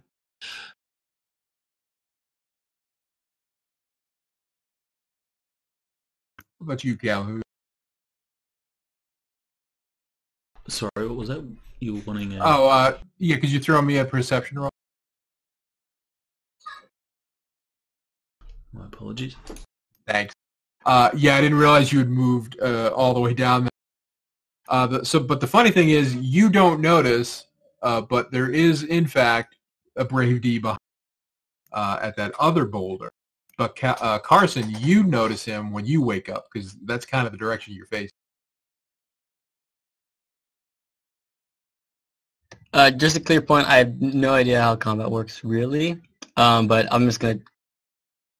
Okay, I'm going to shout to Calhoun, hey, there's one in front of you! And then I'm going to, I guess, duck behind Reyes and, like, just try to hide behind him. Protect me, Reyes! Si, senor. I just noticed I have a maneuver sheet. For some reason, it's super huge, but I shared it. I don't know if you guys can maybe shrink it down to see it. But that basically gives you the structure of the maneuvers that you'll be choosing. Where's that at? On the images icon, Oh, there we go. Yeah. it's called maneuver. Okay, call out defense. Thank you. But so you call out to Calhoun and you get behind Reyes. I assume there's a gun in your hand.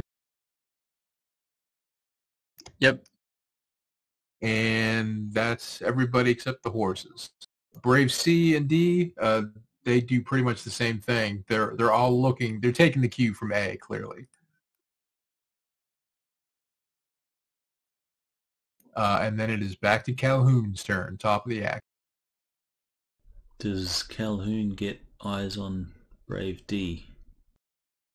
Now that Carson has mentioned that and you look over there, yeah, you do in fact see him. And you guys are close. That's like 6 feet away.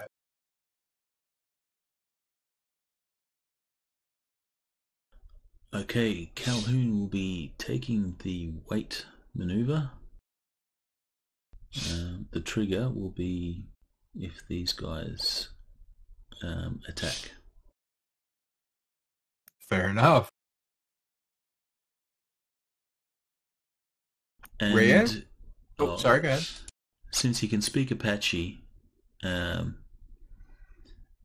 he will say in Apache, so that at least our group knows that they can speak. He'll say to the Braves, "There's no need for violence. What do you want?"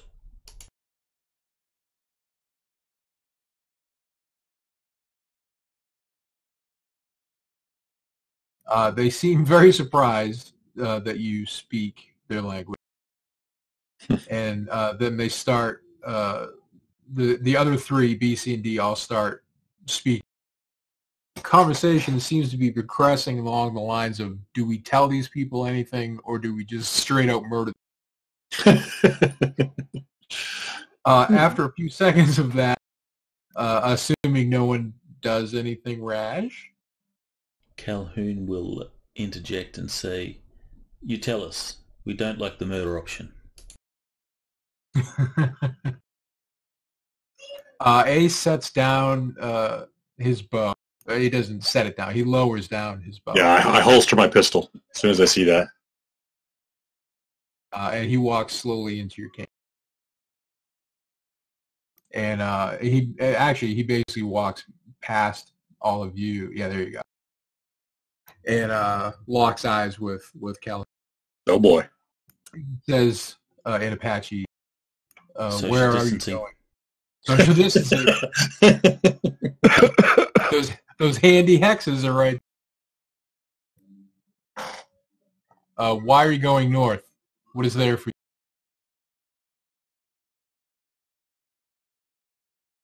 He will turn to the guys and he'll say he wants to know why we're heading north.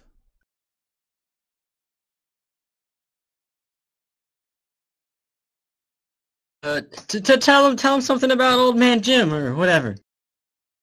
I shrink back behind. A man we know goes by the name of Jim. His camp is north. He spits on the ground. The scabby one. That will be him. And he rushes forward. Not like he's going to flying tackle you, but he is clearly impassioned.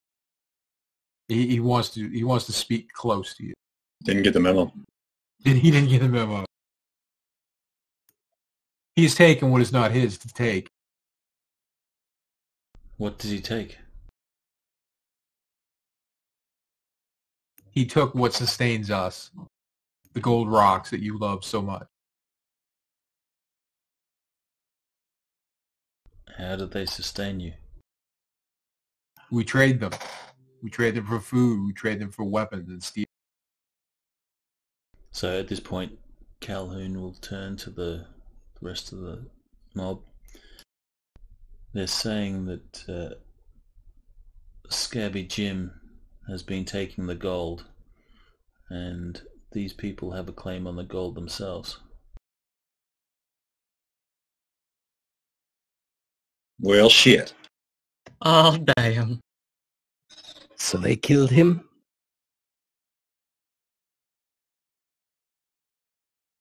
Do these Apache, they have bows, not firearms, correct?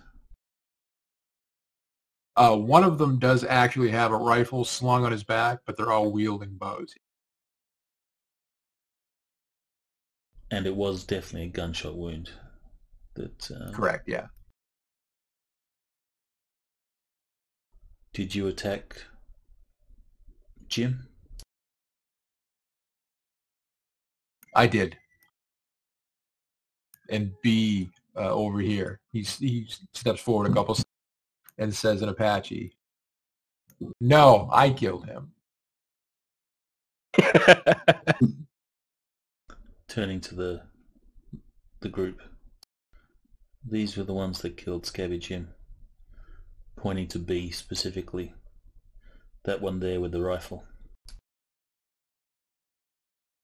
And A basically tells him, shut up, stay out of this. This is not your place. And B is not having it. B is older. A is a very young brave. He's probably in his early. B is an old man for this tribe. He's probably 40-something. Old. Right? He's seen his share of combat, and he's not having someone steal credit for his kill. So B shouts out, "I killed the scabby one. He stole from us. I stole his life."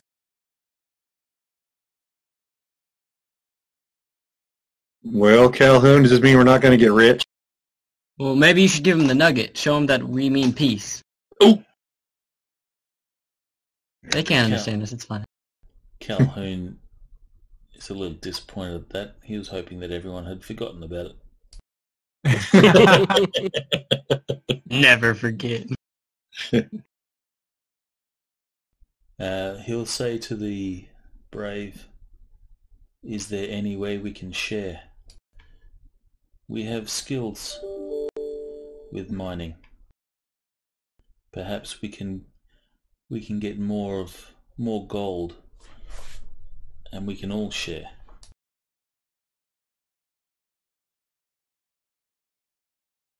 You know the ways of what Jim did, the way he pulled things from the ground.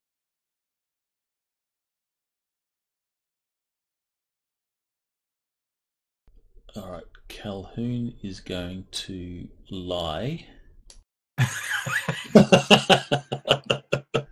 and say, yes, amongst us we can. We do.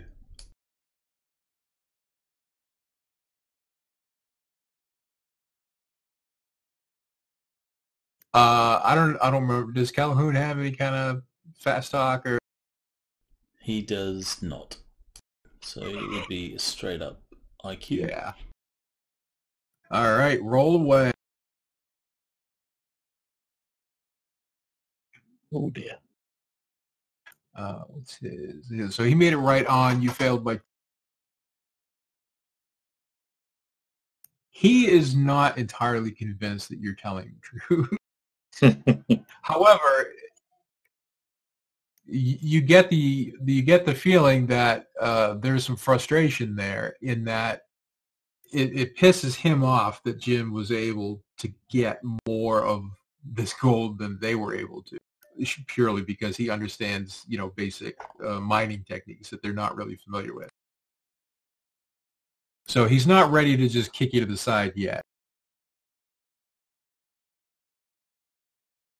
You would need other men or just the four? He'll turn to the group and he'll say, sort of quietly, "Any of you guys miners by any chance? At least some skill?"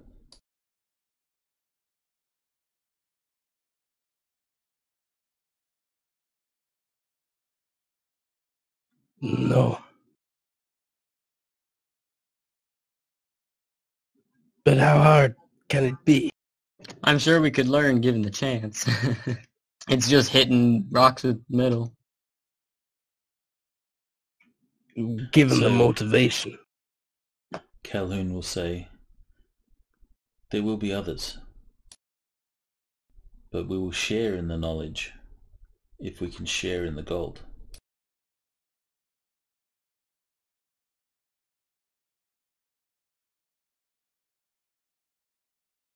Are you trustworthy men? How do I know you keep your?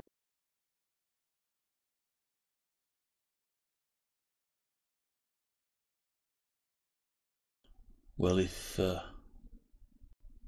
it doesn't work in our favor, if while getting the gold from the ground, your braves continue to attack us, no one wins there. If we all work together, we can all make money for trade.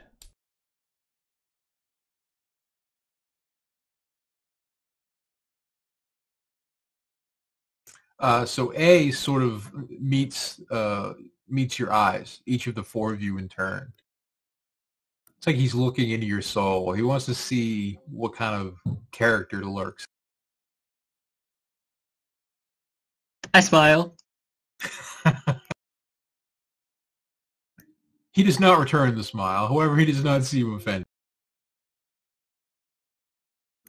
B, they've all kind of crept a little closer, but they've also lowered their bows, so you don't feel threatened. In fact, you feel less.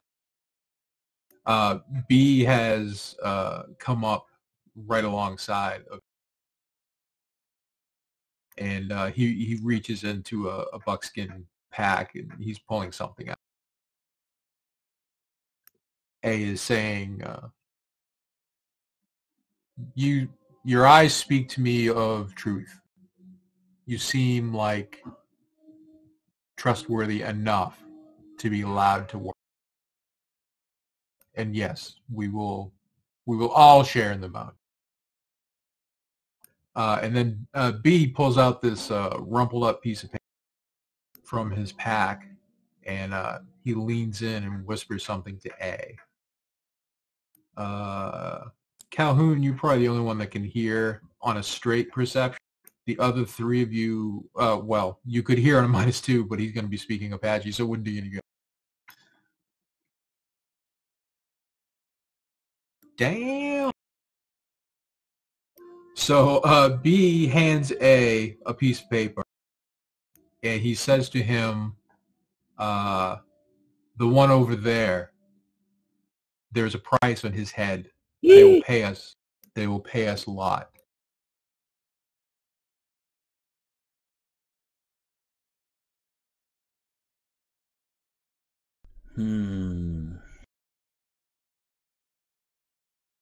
What sort of scoundrel is Calhoun? Calhoun will say, how much? So B holds up the paper so that you can see. And it's a wanted dead or alive poster for a murder in New Mexico. And the picture looks an awful lot like Reyes. It's $1,000 alive, $500 dead. And this little nugget of gold that Calhoun has, it's worth roughly how much? Probably $100, $150. Now, keep in mind, of course, that, I think you have like $7 in your pocket to your name. Obviously, the scale is very different than today. So Calhoun will turn to, is it Reyes? I've been calling him Reyes. I don't know if that's correct or not. Or Reyes. He will say, there appears to be a bounty on your head. You're a murderer. That could be anyone. I've not got any kind of lying skills, so... I'll point at the Apache. I'll be like, well, so are they, and I'll give Reyes a look too. Actually, Carson, you're kind of a numbers guy. You're a clever. Give me an IQ roll. $1,000. We don't have to go to a gold mine at all. We got $1,000 here. Carson, it occurs to you that the fort pays a bounty of $150 per Indian scalp, and that there are 4 of them, which is actually $100 more than if you killed Reyes and turned him in. Damn, dark. I guess I'll look straight at Calhoun and I'll say, if they're looking to kill Reyes, they might as well go and shoot each other if money's what they're after, because every one of them bodies there is worth more than Reyes is. Yeah, they're not going to be able to claim that reward for nothing. So how would they even claim it? They couldn't even claim it. Yeah. Only way you're taking me in is dead. So let's not get friendly. So right now Calhoun is doing the numbers and he's thinking $1,000 for Reyes and 4 Braves. That's 1,000 extra. Don't have to go gold mining at all. Clearly, I have underestimated this party.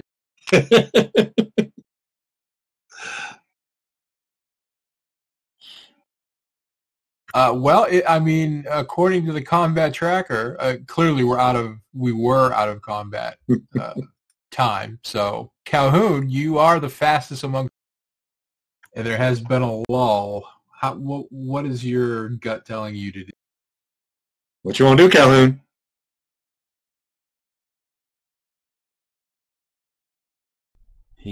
Calhoun is conflicted. There's a lot of money standing around him. I'll do what you do. And he has a gold nugget in his pocket. It's a good day for Calhoun.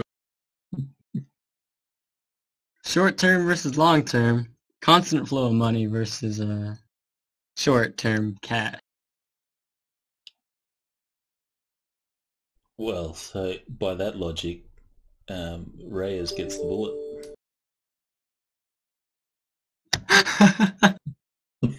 Because the gold's the long term.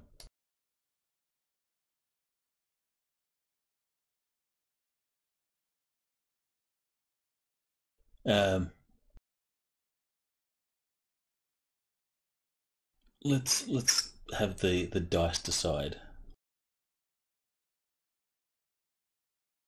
Fickle hands of fate. Here we go. I'm going to roll a reaction roll. The first reaction will be to the Braves. And I definitely am just like hands hovering over my pistol holster, just waiting to see what Calhoun's going to do. Uh-oh. Same. Not looking good for Reyes. No hard feelings if you decide that you want me to kill you. A difference of 1. Oh, it's close. A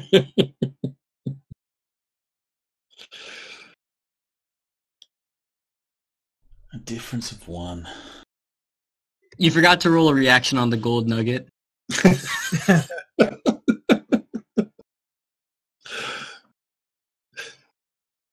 Oh. So altruistic. Yep. It's not about the money, it's about the bodies. So Right. Calhoun's going to turn to Reyes and say, "What did you do?"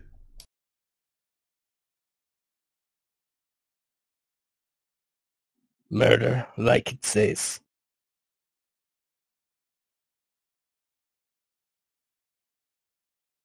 What exactly? Who did you murder? And why?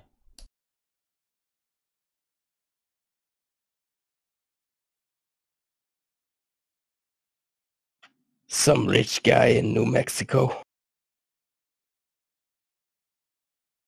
was threatening to sell my scalp to claim the bounty. Said I could pass for Indian plenty good. So I shot him in his belly from under the table.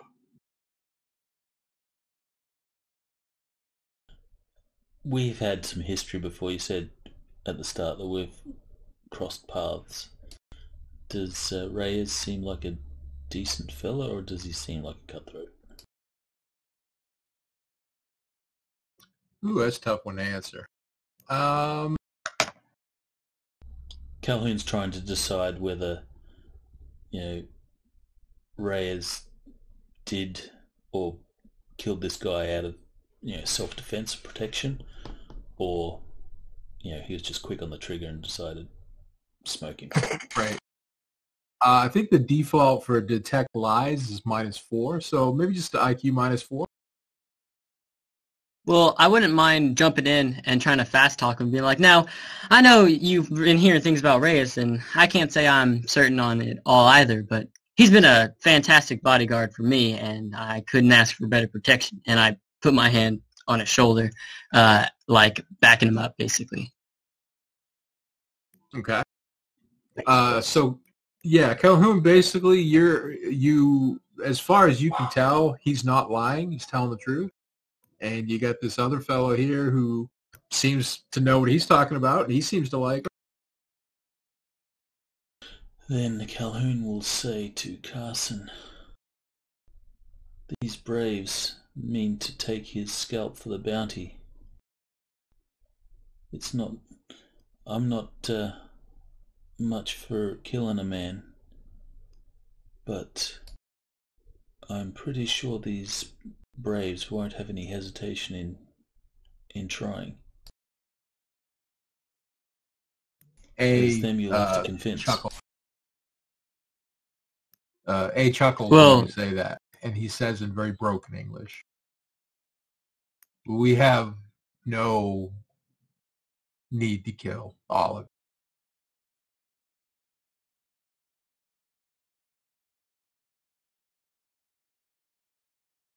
Scabby one is dead. The yellow rocks remain ours. If some of us die here tonight, so be it.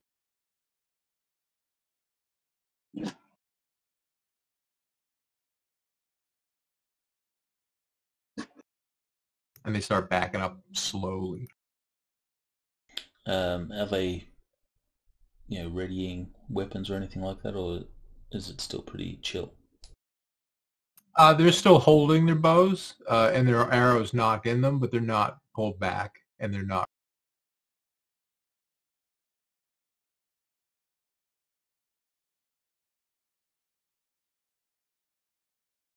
Phew. I think we made it.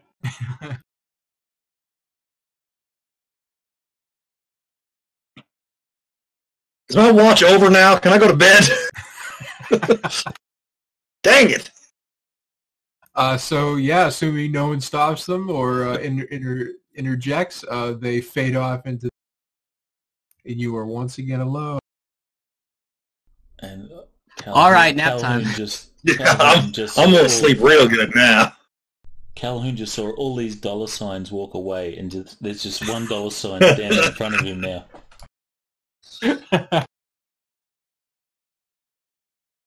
I'll take next Calhoun, watch. I think me and Reyes has got next. All right, Reyes, you got next watch. Okay, then I'll take the watch after Reyes. I think you're fine to go back to sleep, and I sort of eyeball him a little bit. I'm going to go sleep by Jake. I don't know about this anymore. Jake's always got your back. That's right. You just pull the horse over yourself like a comforter. That's right. Like a blanket. Good night, y'all. So what are we going to do? We're going to Like continue. a tauntaun. I'm going to cut it open, crawl inside. Do we continue to the goal, Well, me and or well, do we leave it? I think. Well, I'm always looking to cheat someone out of their money, and I was really liking how you were talking about helping them out, making it where both of us could get the cash. Maybe they'll be more friendly in the morning. We all do need our sleep after all. I was just trying to save my skin. Oh, And me mine.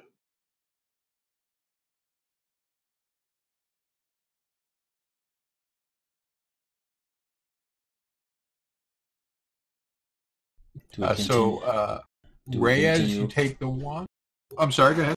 Do we continue on in the morning, or do we leave this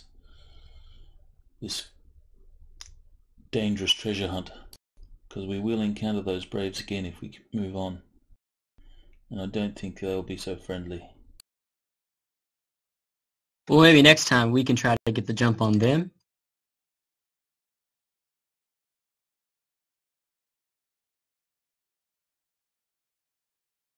We've come this far. Did Nugget cut out for anyone else? Sorry, I probably... We've come this far, senors. So, He's right. Maybe we should try to get the jump on them instead tomorrow morning.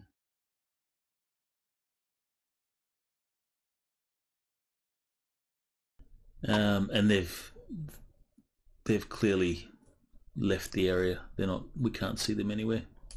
Yeah, as far as you can tell, they're no one around. You can drop a perception roll on the tower if you want.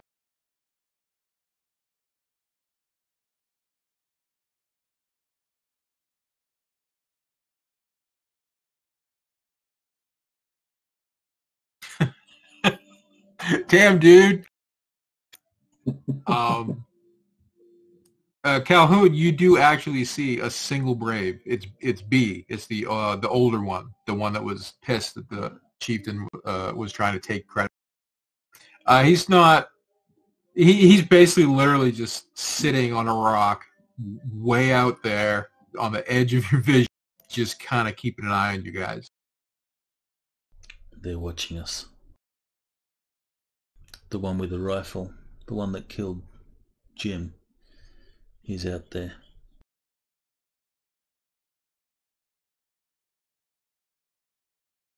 Well, if he's all alone, maybe we can get the jump on him.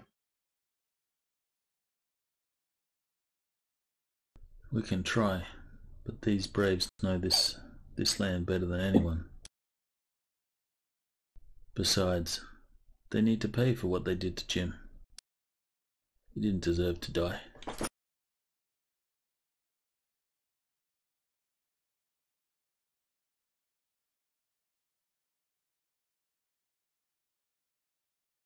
I'll be right back. I'll just be 1 minute. Okay. Blake, I mean, you got yourself a point there. Blake, you're quiet. What do you want to do? I'll be right back. Hitting up the restroom. Yeah. Well, it sounds like the gold's theirs, boys. It's on their land.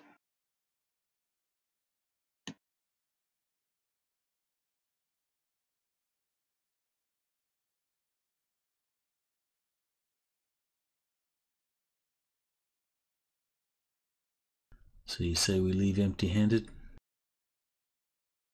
Well, I'll go with whatever you want to do. I'm saying that we try to take that gold, they're going to get more than just 4 Apaches mad at us.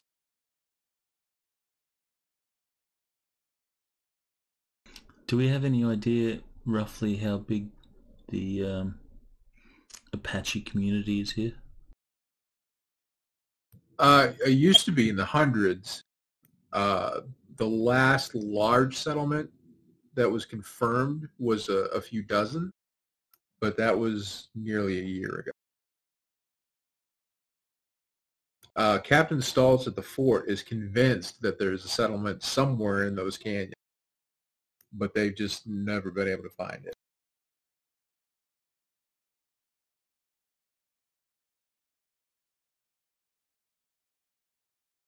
Did I miss anything? We're just talking about the Indians and the settlements as Yeah. to what the knowledge is of how big the settlement might be back then.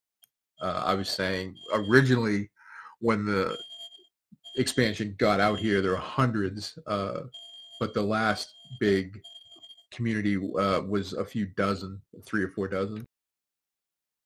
And since then, no one has seen them. But Captain Stoltz, or in a settlement rather, but Captain Stoltz is convinced that there is another settlement somewhere in the canyons. That's where he thinks they keep. And I'm willing to do whatever Calhoun wants to do. It seems like he's got the best figured out, but I'm just saying that our Scabby Jim's fate might be ours. We go in there and try to take a bunch of gold and get the whole community mad at us. I'm back, sorry. Another option Okay. is maybe we these Apache, they owe me a favor.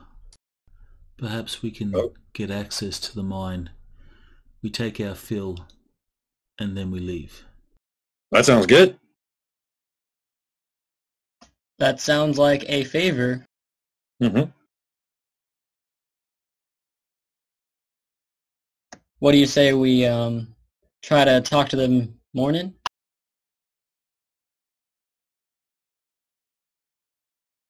Yep. Let's get some sleep But let's also keep our eyes peeled.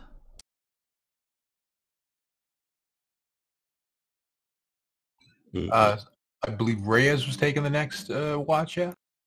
Yeah, I think I already dropped you a perception in the dice Oh yeah, tower. there you go. There you go. Oh, good. The murderer is going to keep a watch on us. I'm staying awake. Are you seriously? Yeah, I don't sleep a wink after that. So Reyes, you know that Calhoun pointed out that one of the Braves was still out there watching. But on your watch, it seems like he, got bored, tired, whatever. But you don't see him out where Calhoun is pointing. Mm. Who do you? And a couple hours pass. It's almost sunrise, but not enough light really to get going yet. Who do you? I'd give my boss a row. Boss, it's your watch. What? Alrighty. I'll wake up and I'll stand watch on the rock, like sitting on the rock, watching. Make sure neither of these guys tie me up while I'm asleep.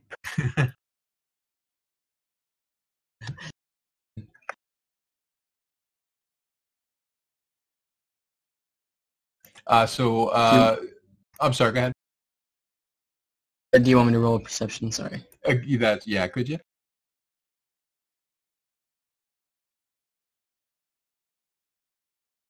Damn. So as Wow. Laser eyes. right, as the sun is coming up, you can see way out on the horizon 4 Braves still together, still walking, no horses, and they seem to be heading further southwest from where you guys were last night. So they're heading in the opposite direction of us? They seem to be, yeah. Because you're heading Sweet. northeast towards the canyons. They're going southwest towards the ranch, towards the fort. It's a trap. Okay, whenever my watch is over, I'll wake everybody up and tell them of this. All right, cool. So by the time the rest of you get up, they're gone. You can't see them, but he points the direction that they went. Well, let's continue on. All right, so you eat, you have coffee, get on your horses, and continue north. Sounds good. The day is particularly hot, as only Arizona can be, and it's uncomfortable, and the sun is just absolutely blasting. But eventually, around just past noon, you start seeing on the horizon the canyons wherein is the. And eventually, you get up to them. They're those like really windy, closed-in box canyon kind of thing, and it seems like it goes on forever. It looks like Labyrinth out of the movie. It all kinds of crazy twists and turns. Definitely want to keep a sharp eye out for any signs of patchy movement. Or David Bowie types. Or David Bowie types. Carson, Goblin Kings, Carson, you have that map. Yeah, I'll hand it to him. So at the entrance to these box canyons, does the map, as sketchy as it might be, seem to coincide with any of the canyon trails?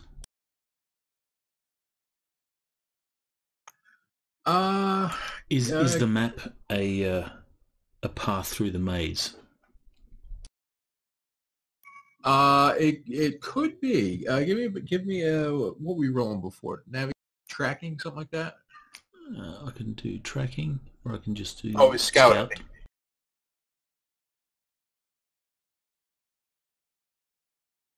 Damn.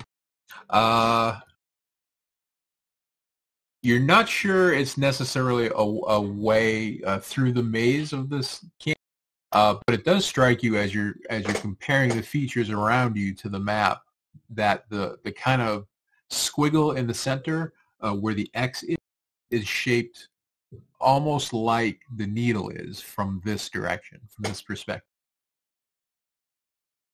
It's not really a triangle because it's broken up by the crags of the mountain, but the shape kind of mirrors those crags, so the needle could be the X on the center. So Calhoun will say, that's where we start.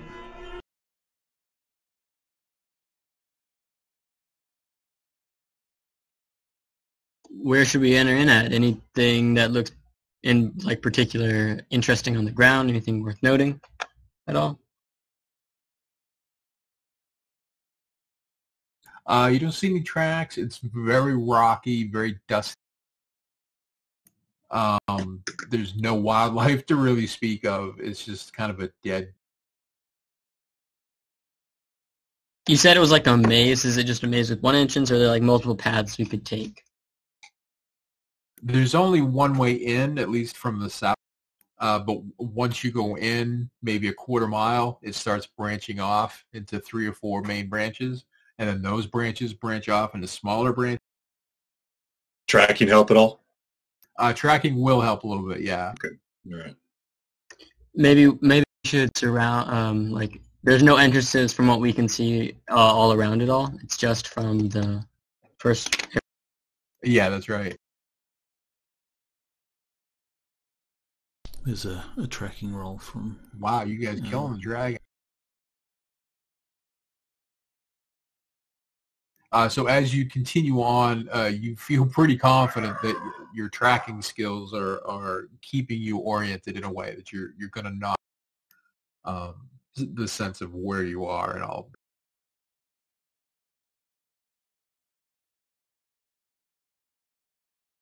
And you're heading to the needle? Is that what you said?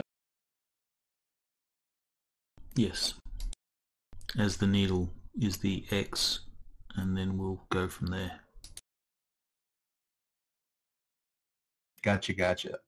So it's a bit fatiguing. It's exhausting. Like I said, it's hot, and a couple times you have to stop at a dead end and back up and find another way that goes the way that you're trying to get to. But eventually you find yourselves sort of at the very foothills of this massive peak, this needle that just kind of abruptly juts up out of and you feel like you haven't seen a single living thing all day. There's been no buzzards in the sky. There's been no jackrabbits on the ground. Well, while we were traveling, I was gonna ask if, like, while we're traveling, can I like look around and like make see if I see anything at all, like a perception check or?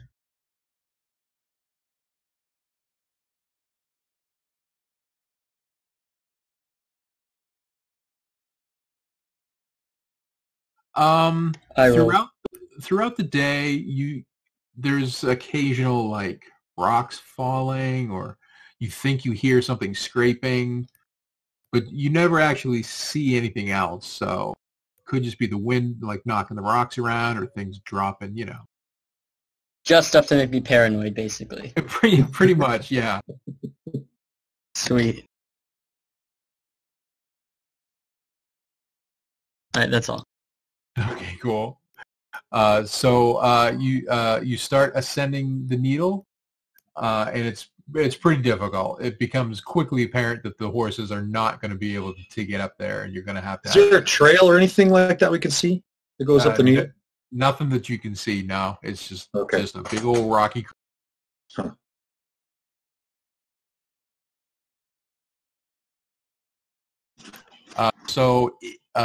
Oh geez, what would that even be? I can almost guarantee no one has mountain climbing. Got desert survival. Desert survival's not bad. Okay. Scout, maybe?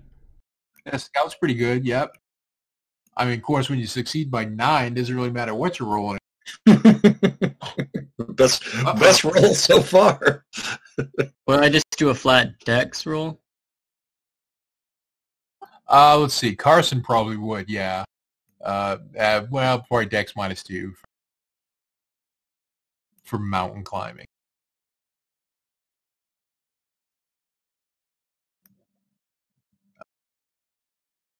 Oh. So basically, you guys didn't fail by that much.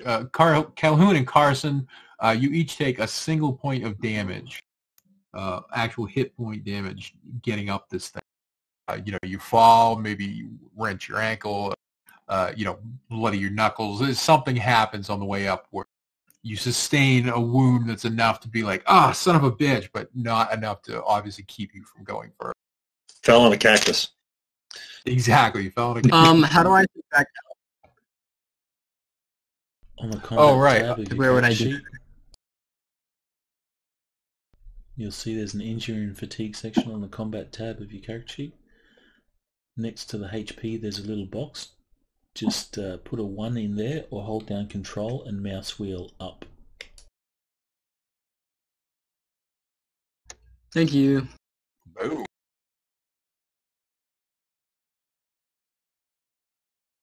But the four of you do manage to get to the top of the knee. Now the view from up here is pretty spectacular, and you're amazed at how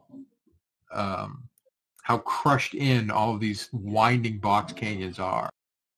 It's a miracle that people not as skilled at tracking, not as skilled at being out in the desert, would have no chance of finding their way out of this thing. And once you're at the top, everyone roll perception, please. You don't have to roll in the tower if you don't want to.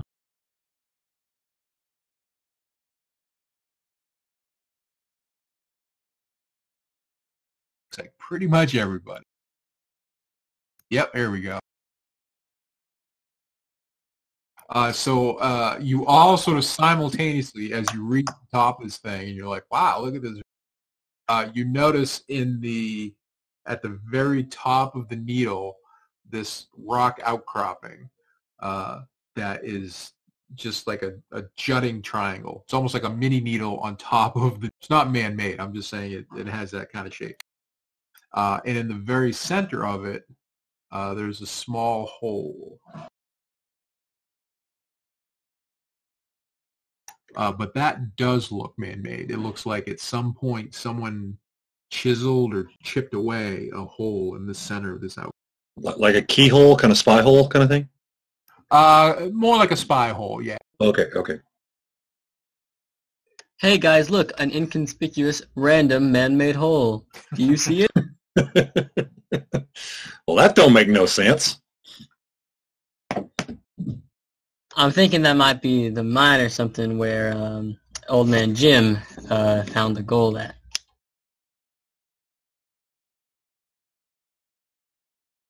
Can we look through the hole? You can. Calhoun, you gonna look through the hole? Yep. So you put your eye up to the hole, a 6-inch spike. No, I'm just my bad. Different game. No, you see, it's kind of a cone, and so the hole on the side that you're looking through is about the size of your eye, but it narrows down quickly so that on the other side of this small out, it's very, very tiny. And the only thing in this viewfinder really is this small entrance into the side of the mountain that you can see. No. And you can see a couple of shapes moving around in front of it, but it's way too far away to see. I say, I found it. And then I'll proceed to destroy it so no one else knows where it is. Topple it over. Excellent. Good move, Calhoun. Good one. Well, I guess since we don't have any other options, you can lead the way. Only thing is, there are people there. How many? Is Calhoun able to see a number? You actually didn't see that many. You probably figure a couple, maybe a few, too. 2 or 3? Yeah.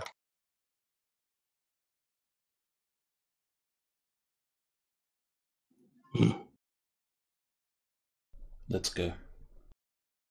I've got at least 6 bullets.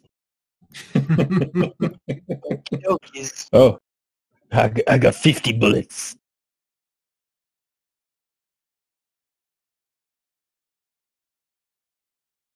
So you managed to climb down without sustaining any further injuries.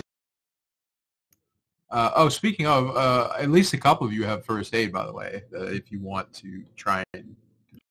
I do use first aid a lot more cinematic than most GURPS games because in a one-shot that's 3.5 hours long, you don't want to be laid up for 2 weeks. So, yeah, if somebody wants to try to bandage you or take care of the wound or do it yourself. Calhoun does not have first aid. Same, Carson doesn't either. I don't. Don't? I don't. Maybe double check. Oh, I do. Yep, I lied. Oh, wait, I do. Yep, had to double check. Bust If you're nerd. feeling magnanimous.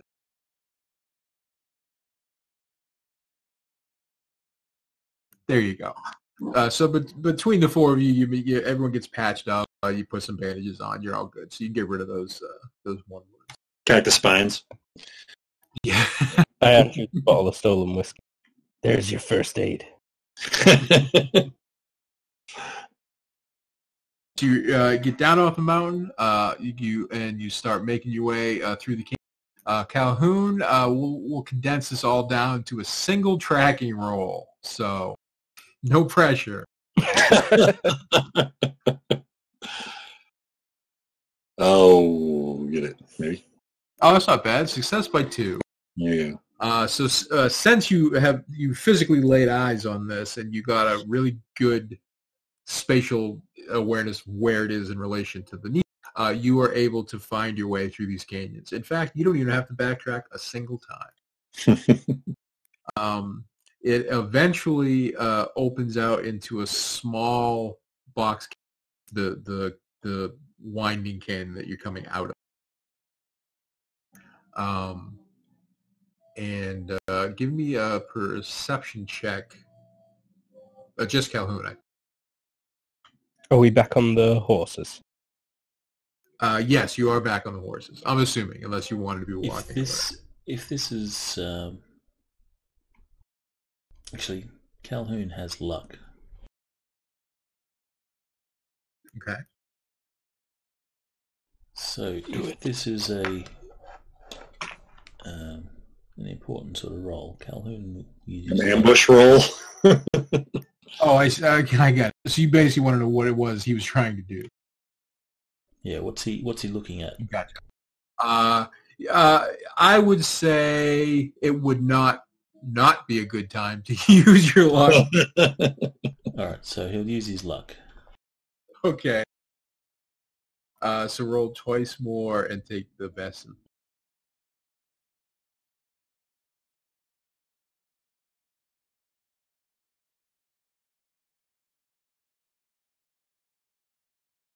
I think I'll take that critical.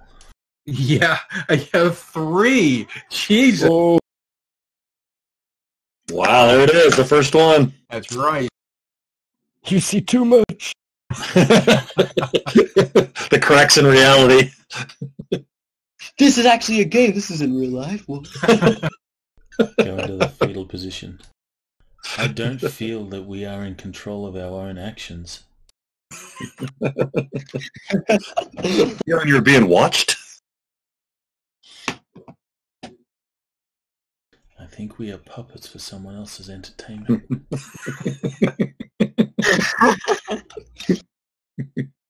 All right, so there's 4 horses. You guys can set up yourselves wherever you would like to You be. need to share the map. Did I not share the map already? Good Lord. It's the camp map. It is. It's back to the campsite. Okay. It's now doubling as the mine entrance.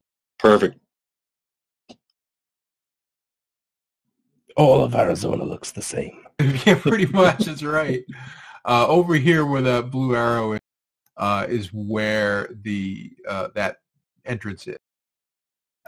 So it basically is just a roughly hewn cave going down quickly into the darkness. You can't really see what's going on. However, you do not see the few people that were kind of when you were up on the needle.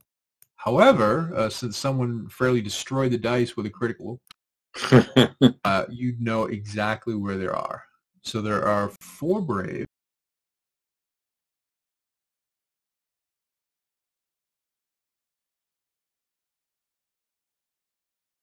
You know where they are.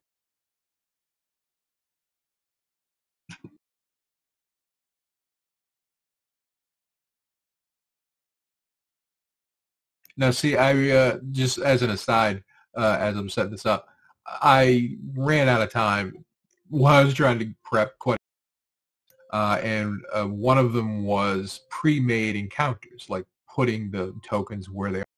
And I didn't really worry about it. I was like, well, that's no big deal. I mean, how long does it really take to drag over a token? And well, it turns out it takes a long fucking time. And so it's, I think the lesson there is it's really good if you can pre-plan the encounter. Yep. Yeah. The more complex the system, it's really nice to be able to have it like click on it, boom, ready to go, each one. The ironic thing with GURPS is it's actually better online, I think, at least in terms of, because some of the tables just go nuts. It's like, oh, yeah, you shot this guy in the vein on his right arm, and now it's... I would never take the time to do all that in real life, but if I could just click a button and do it... Right. So anyway, so you see these 4 braves, and they are covered head to toe in the dust of the canyon. They completely... It's a miracle that Calhoun was even able to see them. And actually, Calhoun, you are the only one that can see them unless you point them out to the others, and then I'll give them a perception. So the other 3 of you can make a straight perception, and even with him pointing them out, you may not see where they are right away.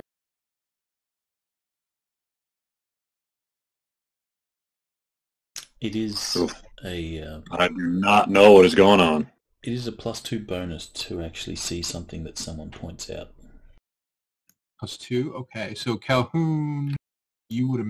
Oh, that was a different one. So Reyes and Carson, you both make it. Blake, you're the only one who... You know that there are people out there, you just don't know exactly where they are. So the 4 of them are... first of all, they seem like the Braves that you saw were young and lean warriors, with the exception of the older one with the rifle. These guys are still young, but they're thick, they're beefy, like they're big, they're strong, and they look mean. You can see that they have bows. They also have rifles, and they don't seem to be rushing to attack. They seem to be trying to wait and get you in as far as they can, because they are very confident that there is no way that you have seen them.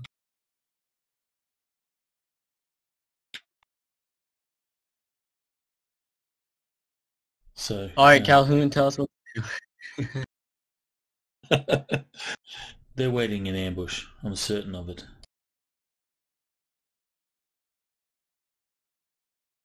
Well, maybe we should just go home. We've come this far. Don't want to go home empty-handed.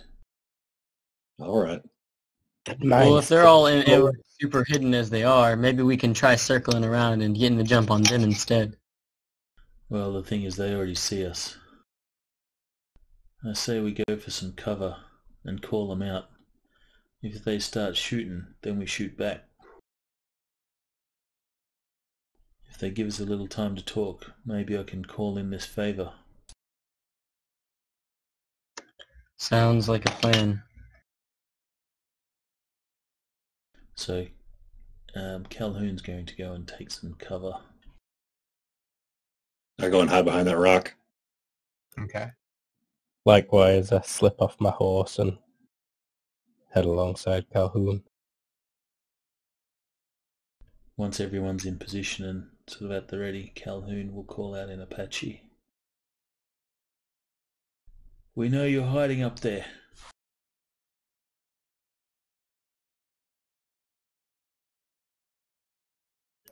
You do not belong here.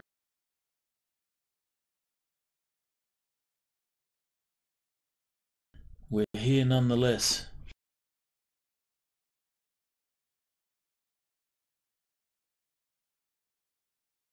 You hear a rifle cock, Oh, hell. and then a bullet hits the boulder above your head. It ricochets off. Either he was trying to miss or they're really bad shots.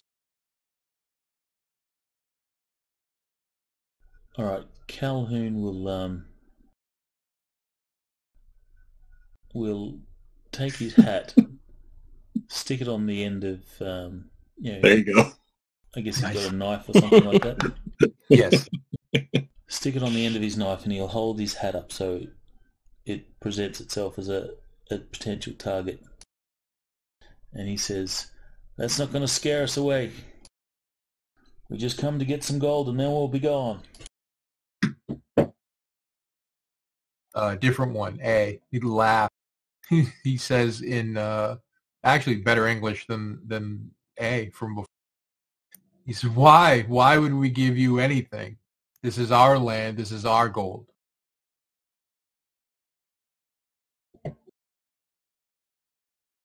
Well, he does have a point.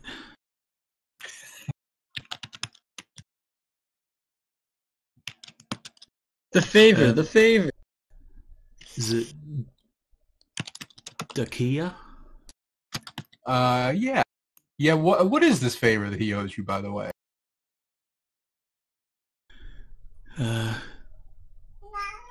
Calhoun at one stage saved Dakia's life. Dakia was, let's see.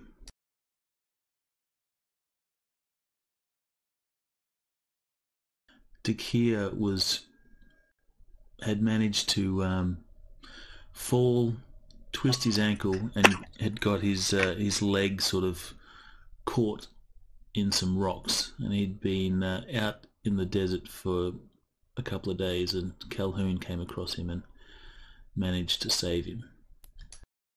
So Dakia owed him a favor. Okay, just curious. Yeah. Calhoun will call out and says, "Dakia owes me a favor."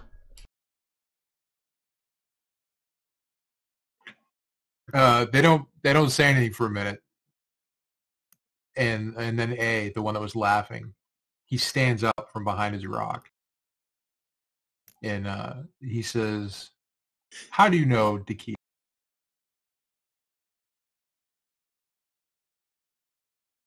He lives today because of me. I saved him when he was dying in the desert. You are Calhoun. Calhoun will sort of pop his head up over the rock. Yes, that's me.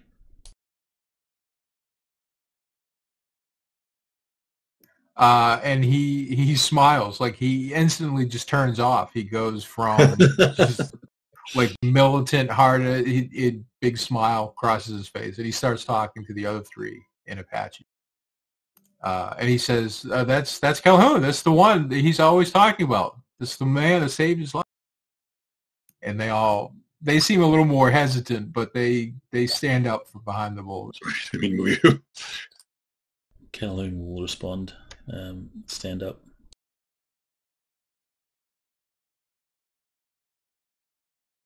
Yeah, I come So these three I'll seem peek. kind of chum. Dang, Calhoun! I'll peek out and be like, "Hi, I'm Calhoun's friend. Hello." We did too. Ah, we're with him. Friends, everybody. We don't mean to take your claim on the gold. We just want to perhaps get our fill and then leave. B seems like he's not having, and he starts arguing with the other three. You don't get the impression they're aware that you speak. I don't think you've spoken Apache, have you? Well, he called out in Apache when he said, "We know you're there." Oh, yeah, true. So they're arguing up there, and B is saying, just because you saved one man's life doesn't mean that they should be taking the food out of their women's mouth. And the other three. Carson, you seem to have the gift of the gab. Perhaps you can convince them that we can be go-betweens. If they show their faces at anywhere, whether they've got gold or not, they're likely to get shot at. But we can be a middleman for their gold. They trade the gold with us, we take it to town, and then we trade goods in return. We can make this a business. Good idea. Perhaps you can convince him of that. I say, okay. I'll walk up to them and I'll be like, "We can be your face and move your gold so you don't get," and then I'll finger with my hands. Brilliant. I'll shoot myself with my fingers. Nice. So A starts smiling more, and he laughs, and he looks at Calhoun, and he says, Why is he talking like that? I don't know. Calhoun just shakes his head. I'm so sorry. I thought y'all didn't understand us. I didn't realize this was the Wells Fargo origin story. And the other three are completely mystified. They have no idea what you guys are talking about. But A seems to be having a good time, so. So I'll go to him. Tell me more about Sorry, being my face. Well, what we're meaning to say is that there's a bounty on every one of you guys' heads, and that's due to the fort. Now, there's no bounty on our heads for the most part, and we're saying that we could be sort of the bridge between you guys and a means to acquire the goods that y'all need. Because I'm sure that trying to exchange goods has been quite the hassle up until now, correct? It is. We have to go many towns away. So imagine not having to go any towns away, and instead you just have to run into our group. We'd be so more than happy to help you guys sustain yourselves, but of course we need to have some benefit out of it as well, which is sort of the proposition I guess that we're proposing to you.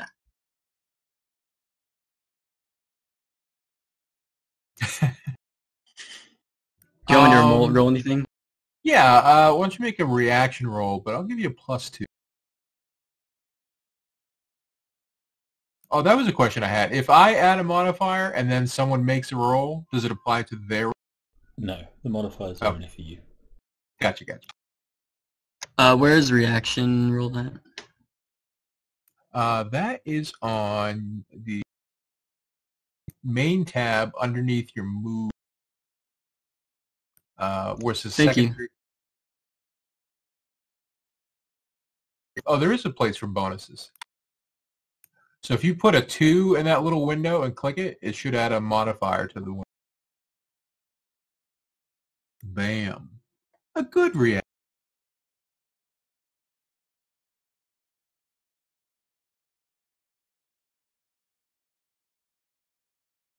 An alternative to a reaction roll is a influence skill roll. So if you have fast talk, for example, you can roll fast talk, and on a success you get a good reaction.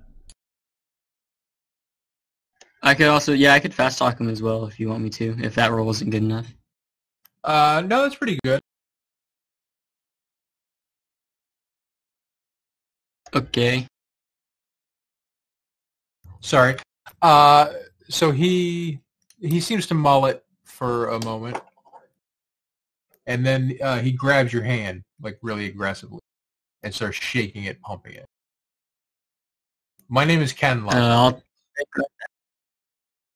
Kinlaw, nice to meet you. I'm Carson. It is nice to meet you. I think we can make this work. Well, I think so too. So B comes over. He starts yelling at A in a panic. And again, no one understands but Calhoun. But he's basically telling A that he's a traitor, that he's a fool, that they're all going to die because of his ignorance. And A is basically telling him to lighten up and learn his place because he's too young to be telling people older than him what to do. So B storms off, gets on his horse, and rides. The other three, they seem pretty friendly. And Kenla says, come now. Come with me. We will give you some gold. And we'll see how this goes. What would I check to see if he's lying? If you don't have Detect Lies, one of you does, but I can't remember who. If you don't, it's IQ -4. Calhoun does not have Detect Lies.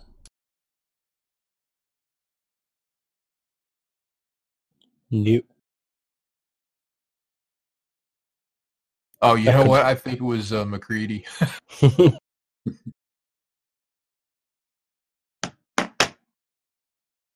Yeah, I failed. So yeah, he totally seems. He doesn't seem like he's pulling a fast one. No, sir. Sick. All right, I'll walk inside with him. Is the rest of the group coming along? Of course. And they were never seen again. So so he leads you into this mine. Okay, fine.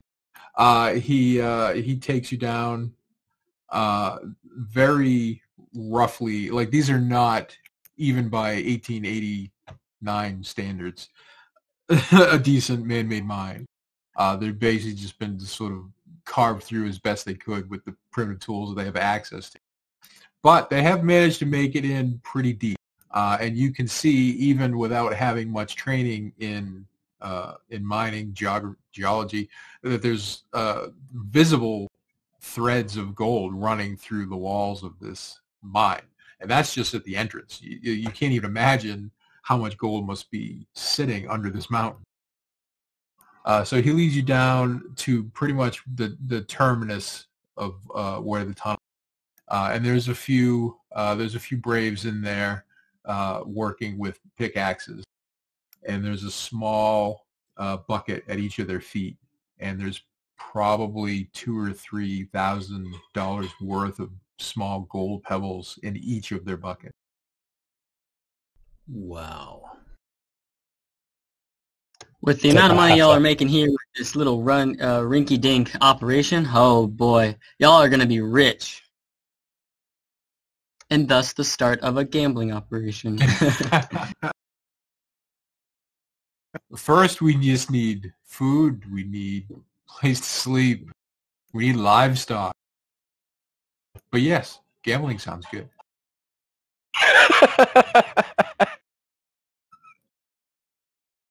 So he hands Calhoun a bucket, and he says, you can fill this flat to the top, and then you must leave.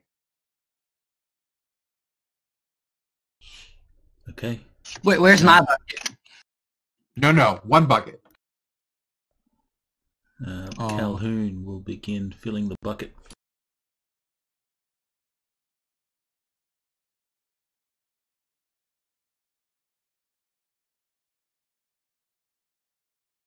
Could I try to fast talk him into letting me have one more bucket for me and my boy Reyes? You can try. if you're only asking for one more, I'll give you a -6. If you were asking for 2 or more, it would just be a flat out no. There'd be no chance. But if you can do All it right, on a one minus, more.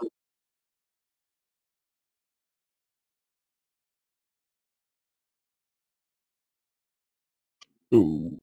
although you do have luck, I think.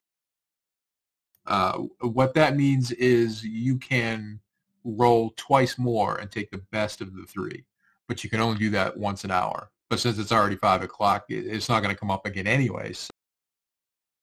Yeah, totally.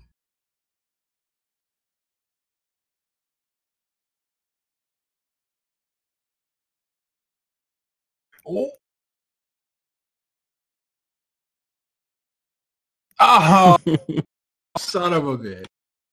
So you throw every trick in the book at this guy, and he is wordly beyond his appearance. He is just not buying it. He is standing firm at 1 bucket. Oh, darn. Don't worry, Carson. There'll be more. We'll make an arrangement with these people. We'll sell them their gold, give them their goods, and we'll all be rich. Alrighty. Woohoo! Welcome back. Just in time for a bucket full of gold. Perfect. So It does take some time, but you're able to eventually scrape off. Do you try to push it, or do you just go to the flat? Fill it to the top. Okay. It is heavy AF, but between a couple of you maybe taking each side, you're able to get this bucket out to the where the horses roll their eyes at you like, oh, you ain't putting that thing on me. And you do, in fact, put that thing on them, and the Indians escort you out. Calhoun will say, we will be back with food and supplies, some better tools. Alcohol, tobacco, women. All these things are good. Actual miners. No. Bring no one else. Bring no one else. They don't know what they're doing, though. Calhoun They'll recognize where gold is. That mine is an occupational health and safety risk. I don't think you'll get permits for that mine.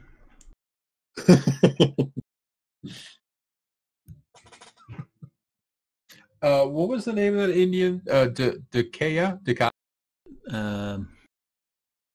It is Dakaya. Kenla says Dakaya will be here next time. We will tell him what has happened. We will tell him that you've come, and he will be here to greet you when you return. Calhoun will nod and say, "Thank you."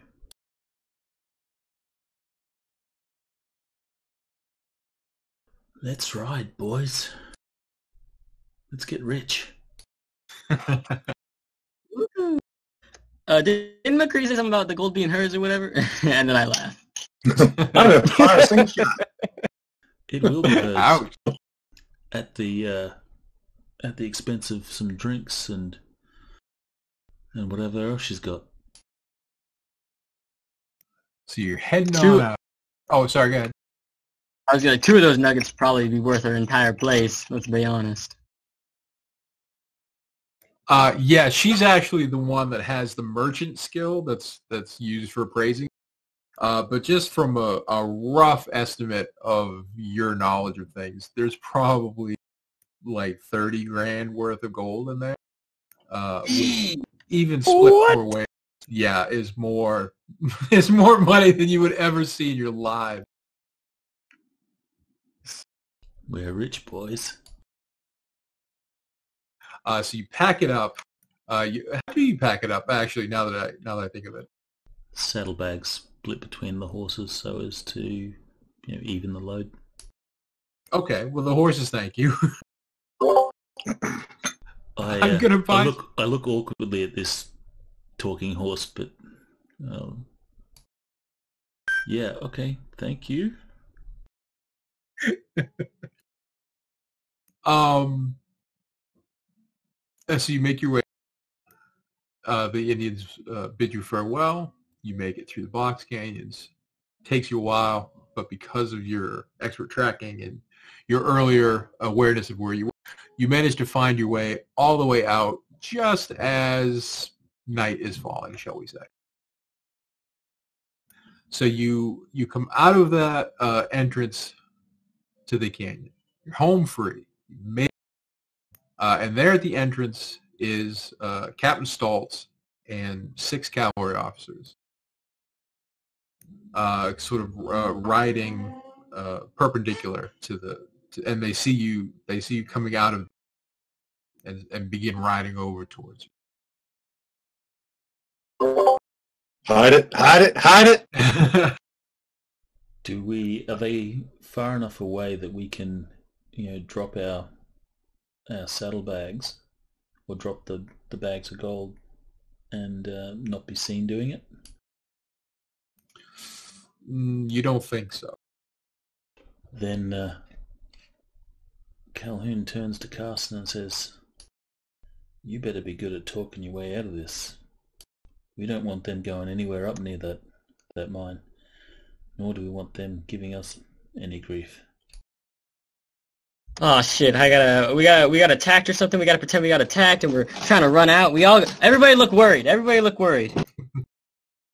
Don't need to look worried. Calhoun's looking worried at the moment. There's lots of gold that might just disappear. All right, I'll try to ride ahead of the group to the guard. Oh, okay, good. So you ride up ahead. Captain Stoltz and his second in command, they ride up ahead of the other 4. So the 3 of you sort of meet in the middle there. Stoltz says, "You again. What are you doing here?" We like I said, we were looking for Old Man Jim, and we got attacked by all these Apaches, and now we're trying to hit our way out now. And I show him the wound that I got while I was scraping my that I got hurt. I show him the bandaged wound a little bit. I'm like, I only got away with a cut, but our group's mighty scared, and we're just trying to run out. I think it's no use for Old Man Jim at this point. So it's Jim's dead, huh? Was it Apaches? That's what we believe. And they attacked you too? Yep, just now we're trying to ride out. Well, where do we find these Apaches? Oh, they're inside, but it's all twists and turns. I don't think any of y'all could get the way through. We actually got lost back and forth, and they ambushed us. The only way we made it through is because we ran through with our horses. All right, well, we'll tend to your wounds, and in the morning you can lead us into their... No, that's what I'm saying. We got stuck. We didn't find anything anywhere. We got into a dead end, and they ended up surrounding us. And so the only reason we were able to come past because they weren't on horses, so we just drove past them in horses and came out the way we came. We thought we could find Old Man Jim, but no, he just got lost in that labyrinth. Roll for fast talk? Yeah, most definitely. Plus or minus anything, or just straight fast talk? Let's do a straight fast talk. Oh! Oh dear. No! I already used my luck too on that stupid goal. Use that luck skill. Oh, you did? Wow. Wait, did it take us out? You said it's every hour. Did it take it? You said we got there at nightfall, right? I did, but sadly, it literally means every 60 minutes of real time. Real time, yeah. Wow. So Captain Stoltz said, so it sounds like what you're saying is we need more men. So I'm going to leave these men here with you. We're going to ride back to the fort, get a few dozen. And then then you can lead us to the last time that you saw these braves. And then once and for all, we can finish them off. How many men's he leaving? Can I ride back and tell my group of that at least, making sure that they know that we're protected now? So he's turned. He's talking to his second in command. He's almost forgotten about it. He's like, what? Yeah. Go ahead. Yes. They're leaving behind. How many people? Men. There are 6 of them in total. He and the second in command are going back to the fort, and these 4 privates are going to stay. 3 privates and a sergeant. Okay, while they're all talking, I'm going to go back to the group. Since he said I could.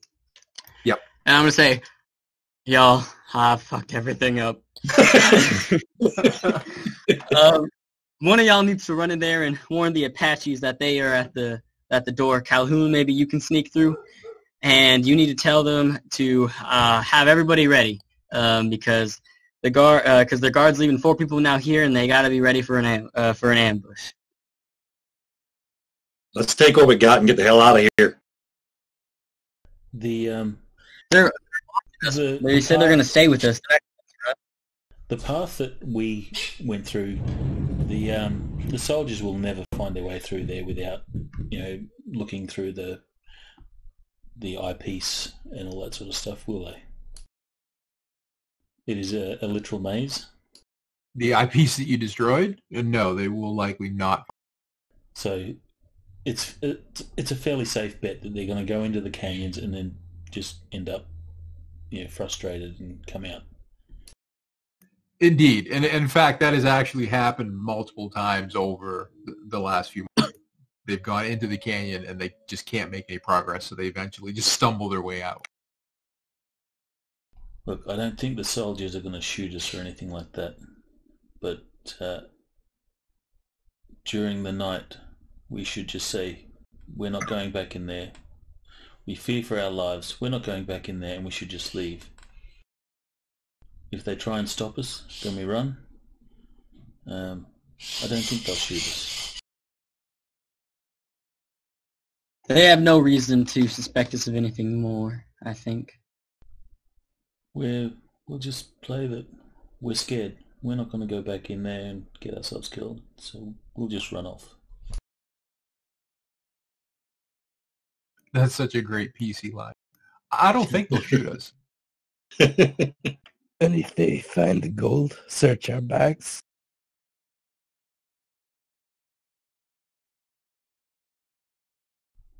Well, So I guess we're just going to wait till nightfall with the guards. It'll be about a day to the fort and a day back. if they find the gold, maybe we can bribe them. Every man has his price.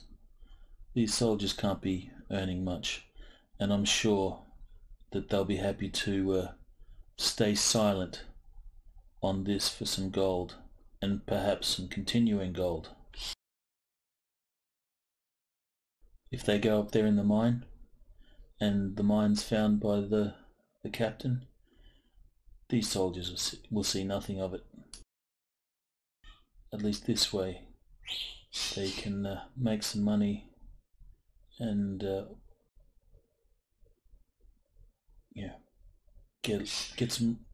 make some money and get rich themselves. Mm-hmm. You've got yourself a point there.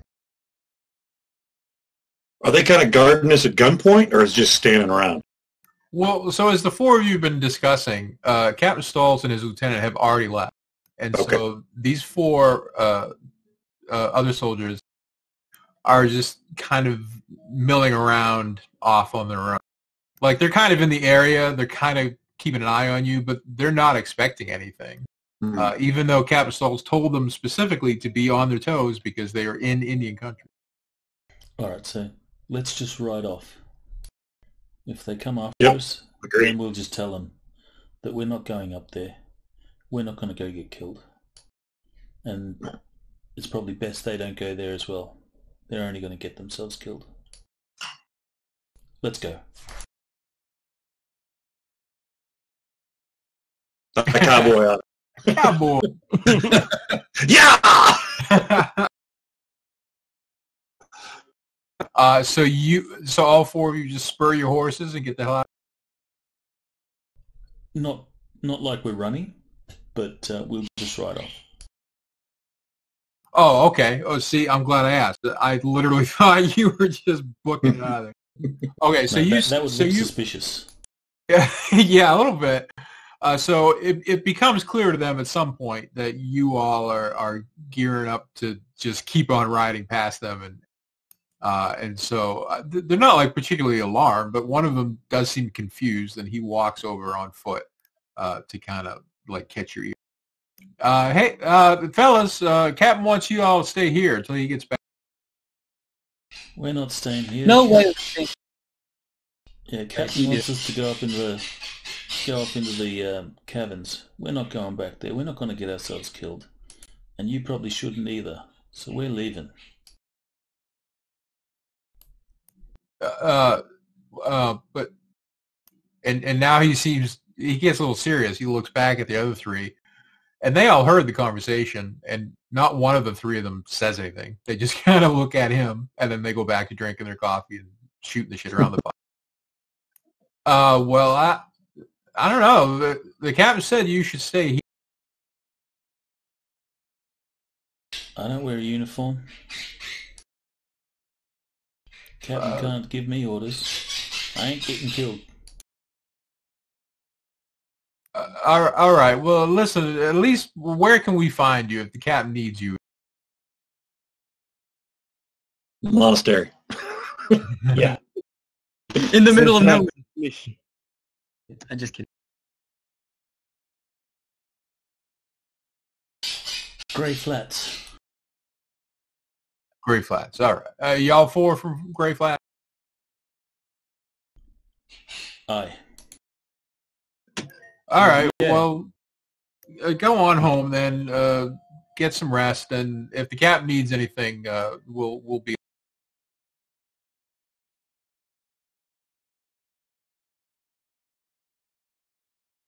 Tip my hat to the soldier. Take care, but I wouldn't be going up in those hills.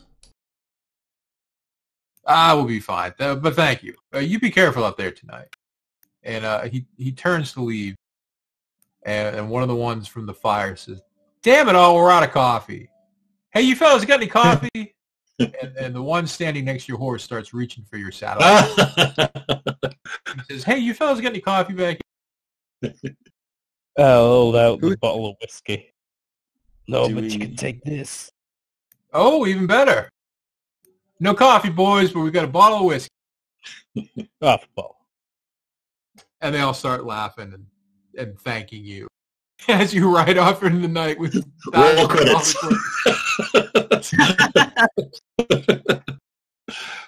Very nice. So basically, to wrap up our sordid tale, make it back to Grey Flats. Alice McCready is completely pissed at you for not taking her along. How do you handle that? Give her a By going handful of to gold Tombstone and tell her. instead. There you go. Oh yeah, that works too. I So climb go- straight over the bar and grab a fresh bottle. So you head to Tombstone instead, even better. Bypass all of that. In the ensuing month, the cavalry continues to not find the Indian settlement that's back. You are reunited with the Indian whose life you saved, and the two of you become the point men between his tribe and the four of you, who then become the point men to the rest of the world. Everyone is making gold. Everyone is making money. The Indians get what they need to survive, and you all are wealthier than you ever imagined you would be. Did I mention? You already know I'm. Calhoun's name is Calhoun Rockefeller. First of a dynasty. That's right. Very nice, guys. Well, I hope you had fun. That was a good game. Yeah, thank Yeah, you. great. That was great. Yeah, thank you very much.